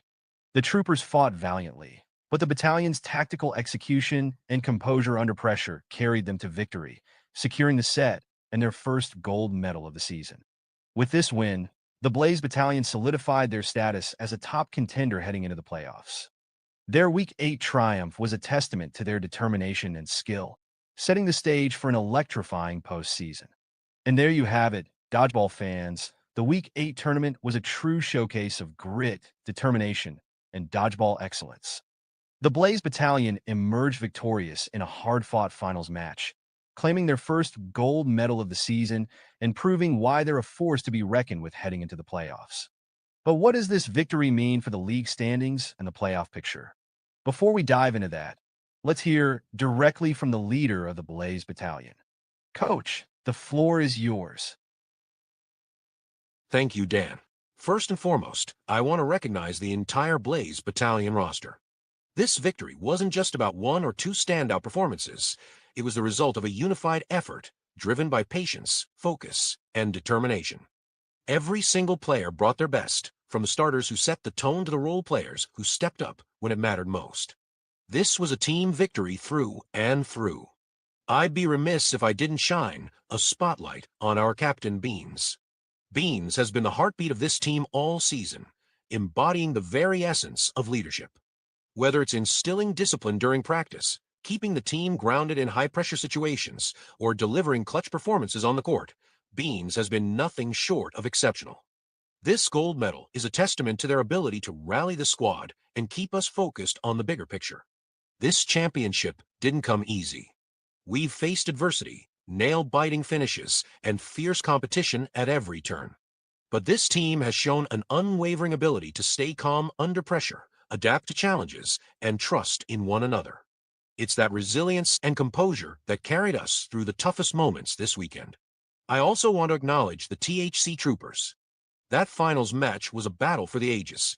Two teams giving everything they had in a contest that came down to sheer willpower. They pushed us to our limits, and games like that remind us all why this league is so special. Hats off to them for being such formidable opponents. To our incredible fans, you are the driving force behind this team. Your energy, your belief, and your passion fuel us every step of the way. Whether cheering from the stands or supporting us from afar, you've been there every moment, and this gold medal belongs to you as much as it does to us. That being said, this win is just the beginning. As we shift our focus to the playoffs, we know the real test is still ahead. The top 4 teams are preparing for the ultimate challenge, and we're ready to bring the same fire, focus, and determination that got us here. The Blaze Battalion isn't done yet. We're hungry, we're prepared, and we're ready to make our mark. Let's get to work. Powerful words from the Blaze Battalion's coach, emphasizing the teamwork, leadership, and resilience that drove this squad to their first gold medal of the season. And what a leader they have in Captain Beanz, who continues to inspire and elevate this team to new heights. As we look ahead to the playoffs, the Blaze Battalion has made it clear they're here to compete for the championship. But with the league as competitive as ever, the road won't be easy. Up next, we'll break down the updated league standings and see how this gold medal shakes up the playoff picture. Don't go anywhere. This is the Dodgeball News Network, and we'll be right back. Good morning, Europe. How are you, man? I hope you're having a wonderful, wonderful Thursday morning. We're just hanging out doing our Dodgeball News Network. We'll look at the league standings here and see where our teams are sitting. Only the top 4 teams will make it in, and so it's crazy today. After a weekend filled with thrilling matches, dramatic comebacks, and unforgettable moments at the pit, the dust has settled, and the stakes have never been higher. With the Week 8 tournament behind us, it's time to turn our attention to the bigger picture. How have these results shaken up the league standings? Which teams are poised for playoff glory, and who's still fighting to keep their championship dreams alive? Let's break it all down as we dive into the updated standings. First place, THC Troopers. The THC Troopers remain the undisputed leaders in the standings with an impressive 27 points, built on a foundation of extraordinary tournament success. While their 1-6 regular season record raises eyebrows, it's clear that the Troopers thrive in high-stakes situations. Their 4 gold medals are a testament to their ability to rise to the occasion, and additional finishes of 1 silver and 2 bronzes highlight their consistency in tournaments. Captain Zach has rallied his squad with unwavering focus, creating a team that performs under pressure. The Troopers' adaptability and resilience will make them the top contenders in the playoffs, where every game feels like their natural habitat. Second place, Terpene Titans. The Titans have been a model of consistency this season, reflected in their strong 5-2 regular season record and 20-point total. Despite their inability to clinch a gold medal, Captain Man-Bear has led this team with creativity and tactical precision, resulting in 3 silver and 1 bronze finishes. The Titans are known for their disciplined play, often outlasting opponents through strategic planning and execution. While their medal count showcases their competitive edge, they'll need to find that winning spark to move from contenders to champions. With playoffs looming, the Titans are in an excellent position to shake up the league. Third place, Blaze Battalion. The Blaze Battalion is riding high after securing their first gold medal of the season in last weekend's tournament. With a solid 5-2 regular season record and a balanced medal haul, they've climbed to third place with 19 points. Captain Beanz' leadership has been instrumental in fostering teamwork and resilience, especially in critical moments. Their ability to stay composed under pressure was evident in their finals performance, and their mix of skill and determination makes them a formidable force. The battalion has momentum on their side and is well positioned to make a deep playoff run. Fourth place, Yellow Submariners. With 18 points, the Submariners are in fourth place, combining a 4-3 regular season record with a strong medal count. Captain Amber has guided this team through ups and downs, and their ability to mount dramatic comebacks has made them one of the league's most exciting teams to watch. Players like Christina and Vicki have shown in critical moments, giving the team depth and versatility. The Submariners have shown they can battle through adversity and come out on top. As they enter the playoffs, they'll need to maintain their tenacity to stay competitive against the league's powerhouses. Fifth place, Dabwheel Doomers. The Dabwheel Doomers sit in fifth place with 17 points, bolstered by their strong 5-2 regular season record. Known for their agility and reflexes, the Doomers have shown they can compete with the best, as evidenced by their gold and 2 bronze medals. However, inconsistency in clutch moments has been their Achilles heel. Their coach has emphasized discipline and focus, qualities the Doomers will need to refine as they approach the playoffs. If they can deliver under pressure, the Doomers could be a surprise contender in the postseason. Sixth place, Hash Hitters. The Hash Hitters find themselves in sixth place with 16 points, thanks to their strong tournament medal count despite a 3-4 regular season record. Captain Ashley has instilled a fighting spirit in her team, evident in their 2 silver and 4 bronze finishes. The Hitters excel in high-pressure situations, but often let fouls disrupt their rhythm. With standout players like CJ and MA leading the charge, the Hitters have the tools to compete with anyone. To advance in the playoffs, they'll need to tighten their discipline and capitalize on opportunities. Seventh place, Ganja Guardians. The Guardians sit in seventh place with 14 points, a mix of highs and lows defining their season. Their 3-4 regular season record has been complemented by 1 gold and 3 bronze medals, showcasing their ability to step up in tournaments. Captain Crystal's leadership has been key in guiding the team through tough matches, but inconsistency has held them back from reaching their full potential. Known for their defensive strength and stamina, the Guardians have what it takes to upset higher-seeded teams in the playoffs, but they'll need to bring their best game to do so. Eighth place, Chronic Crusaders. The Crusaders close out the standings with 7 points, reflecting a season filled with struggles and missed opportunities. Despite their 3-4 regular season record, Captain Kofsey has kept the team fighting hard in every match. Their single bronze medal is a bright spot in an otherwise challenging campaign. Standout performances from players like Kay and Magic have shown flashes of the team's potential, but defensive lapses and late-game fatigue have often been their undoing. With the playoffs out of reach, the Crusaders will be playing for pride and a strong finish to the season. And there you have it, Dodgeball fans, the updated league standings as we head into the final stretch of the regular season. The race for playoff spots is heating up, and every team is leaving it all on the court. But now, it's time to look ahead to this afternoon's matchups. The stakes couldn't be higher as teams battle for one last chance to secure their spot in the playoffs. Next, we'll dive into the Week 8 regular season game reveal. Stay tuned. Hey, much love, Europe. It's been a dope-ass Thursday morning, man. I'm super excited for Dodgeball. So the fucking THC Troopers are way out in front with 27 points. But then after that, all right, the Titans are at 20 points. The Battalion have 19 points. The Yellow Submariners have 18 points. The Dabwheel Doomers have 17 points. The Hash Hitters have 16 points. The Ganja Guardians have 14 points. So, like, it could happen for a couple teams. I don't know. But top 4 teams will make it into the postseason on Saturday, so we'll see what happens. We'll play a song, and then we'll reveal the games for this afternoon. Let's go with this one. Cheers, everybody.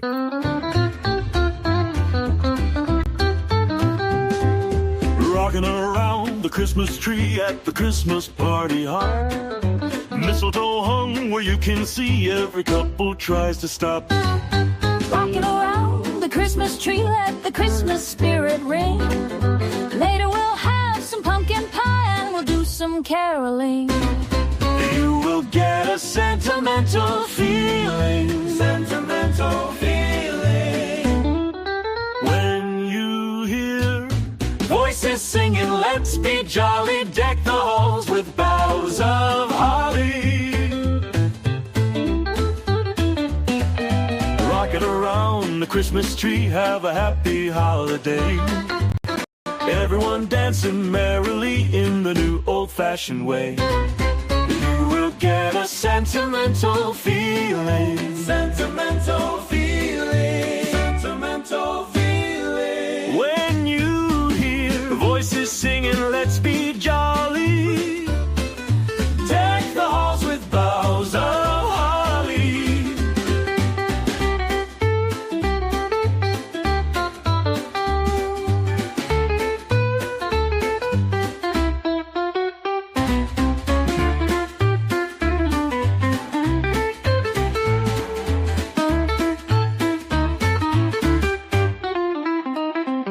Rocking around the Christmas tree, have a happy holiday. Everyone dancing merrily in the new old-fashioned way. You will get a sentimental feeling, sentimental feeling, sentimental feeling. When you hear voices singing, let's be jolly, deck the halls with boughs of holly. Rocking around the Christmas tree, have a happy holiday.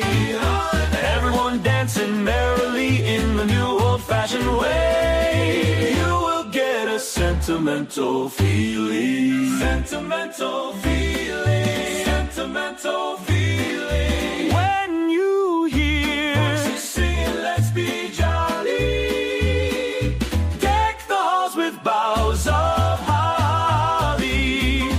Rocking around the Christmas tree, have a happy holiday. Happy holiday. Happy holiday. Everyone dancing merrily in the new old-fashioned way.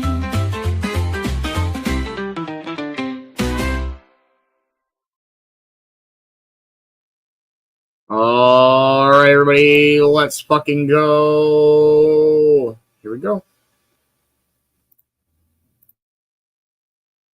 And now, Dodgeball fans, the moment you've been waiting for, the reveal of this afternoon's final regular season matchups. With the playoffs on the horizon, every game matters, and the energy here at the pit is electric. Teams are fighting for more than just pride. They're battling for a shot at postseason glory. Let's take a look at the Week 8 matchups that will close out this thrilling regular season.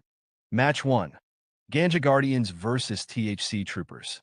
The Guardians step into their most crucial game of the season against the top-ranked THC Troopers.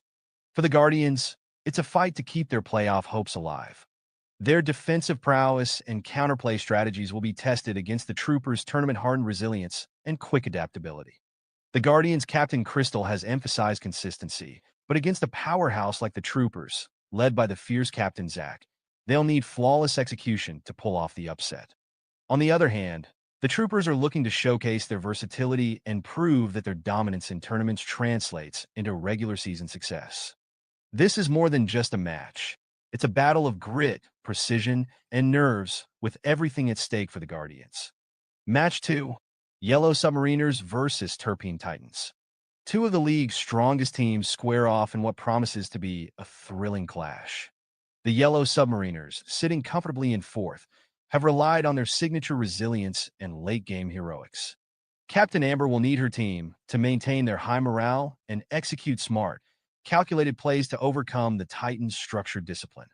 Meanwhile, the Terpene Titans, led by the methodical Captain Man-Bear, are eager to secure their second place standing and send a strong message heading into the playoffs. Their precise strategies and creative gameplay have been a hallmark this season. This matchup could very well be a sneak peek at a deep playoff showdown, as both teams bring out their best in what's sure to be a game for the ages. Match 3, Chronic Crusaders versus Hash Hitters. For the Chronic Crusaders, this match is all about finishing their season on a high note and building momentum for the future. Captain Kofsey's squad has shown flashes of brilliance, but has struggled with consistency, particularly in late-game situations. With standout players like K and Magic leading the charge, the Crusaders are capable of surprising even the toughest opponents. The Hash Hitters, however, are laser-focused on solidifying their standing and ironing out the kinks in their aggressive playstyle ahead of the playoffs. Captain Ashley's team has proven they can compete at the highest level, but must curb their tendency for foul-heavy games. This matchup promises to be a gritty, physical affair, with both teams leaving it all on the court. Match 4, Dabwheel Doomers versus Blaze Battalion. The final game of the regular season sees two playoff-bound Titans collide. The Dabwheel Doomers, known for their agility and coordination, have had a strong season and will look to capitalize on their momentum heading into the postseason. Captain Beanz and the Blaze Battalion, fresh off their first gold medal of the season, have their sights set on maintaining their rhythm and proving they're ready for the playoffs. This game is more than just a battle for bragging rights. It's an opportunity for both teams to test their mettle against a top-tier opponent. With both squads boasting loaded rosters and championship aspirations, expect a high-stakes, fast-paced, and action-packed showdown to close out the regular season. And there you have it. Dodgeball fans, the final regular season matchups are set, and they're brimming with excitement, stakes, and playoff implications. Whether it's the Guardians fighting for survival, the Submariners and Titans in a potential playoff preview, or the heavyweights of the Doomers and Battalion clashing for momentum, today's games promise to be nothing short of spectacular. As we wrap up this morning's broadcast, remember to join us this afternoon for all the live action from the pit. The stage is set, the stakes are high, and the dodgeball drama is about to hit its peak. This is Dan Fielder, signing off for now from the Dodgeball News Network. Stay sharp, stay tuned, and as always, play ball. Much love, Dan. Hope you have a wonderful day, man. All right. So, yes, fucking crazy games this afternoon. I'm super excited for to see who's going into the playoffs. Today is a must-win for us. I think you're goodish. Goodish. Worst case, I think I would be fourth going into the playoffs if everything goes. If everything goes the other way, I don't think I can get dropped into fifth. I don't think.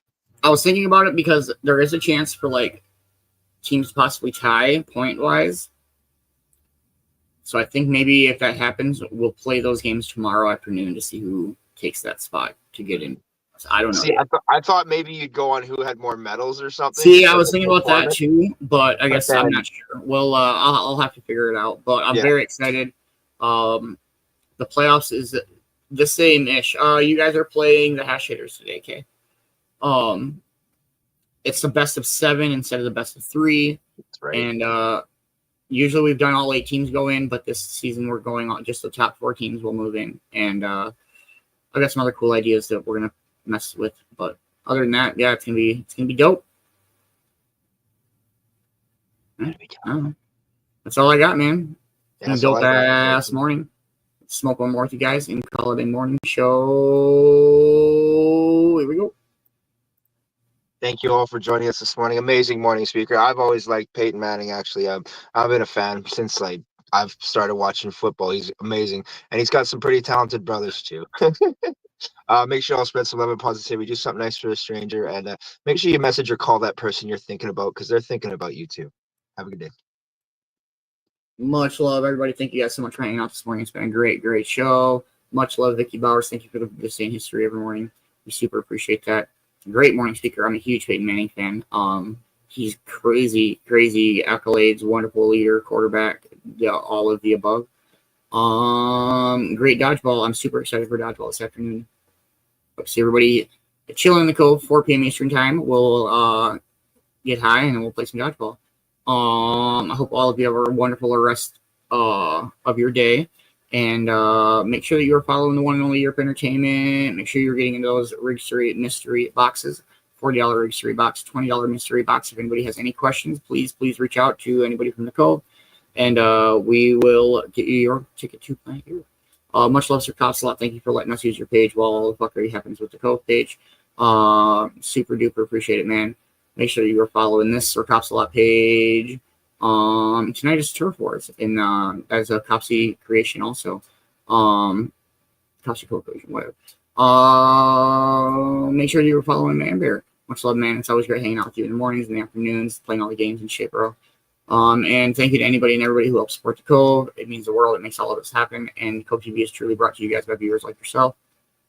I hope to see everybody this afternoon. Much love, everybody. And have a holly jolly Christmas, y'all. Have a holly jolly Christmas, the best time of the year. I don't know if there'll be snow, but have a cup of cheer. Have a holly jolly Christmas, and when you walk down the street, say hello, say hello, say hello to friends you know and everyone you meet.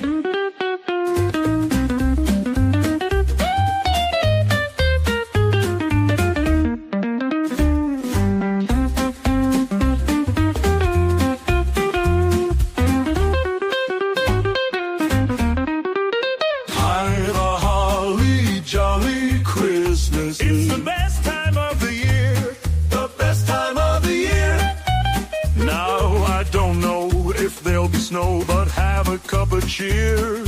Have a cup of cheer. Have a holly jolly Christmas, and when you walk down the street, say hello, say hello, say hello to friends you know and everyone you meet. Ooh.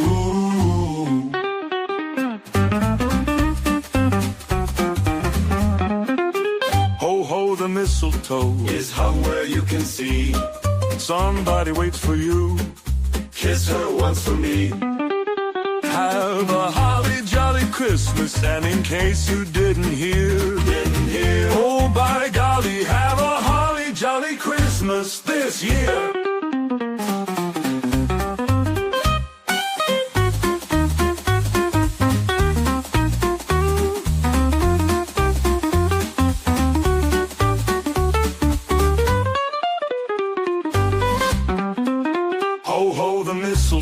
Is hung where you can see. Somebody waits for you. Kiss her once for me.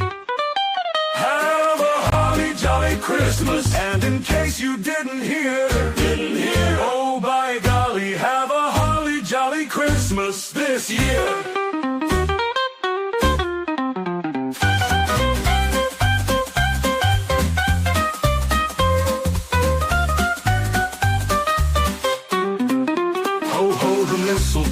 It's hung where you can see. Somebody waits for you. Kiss her once for me. Have a holly jolly Christmas, and in case you didn't hear, oh my golly, have a holly jolly Christmas this year.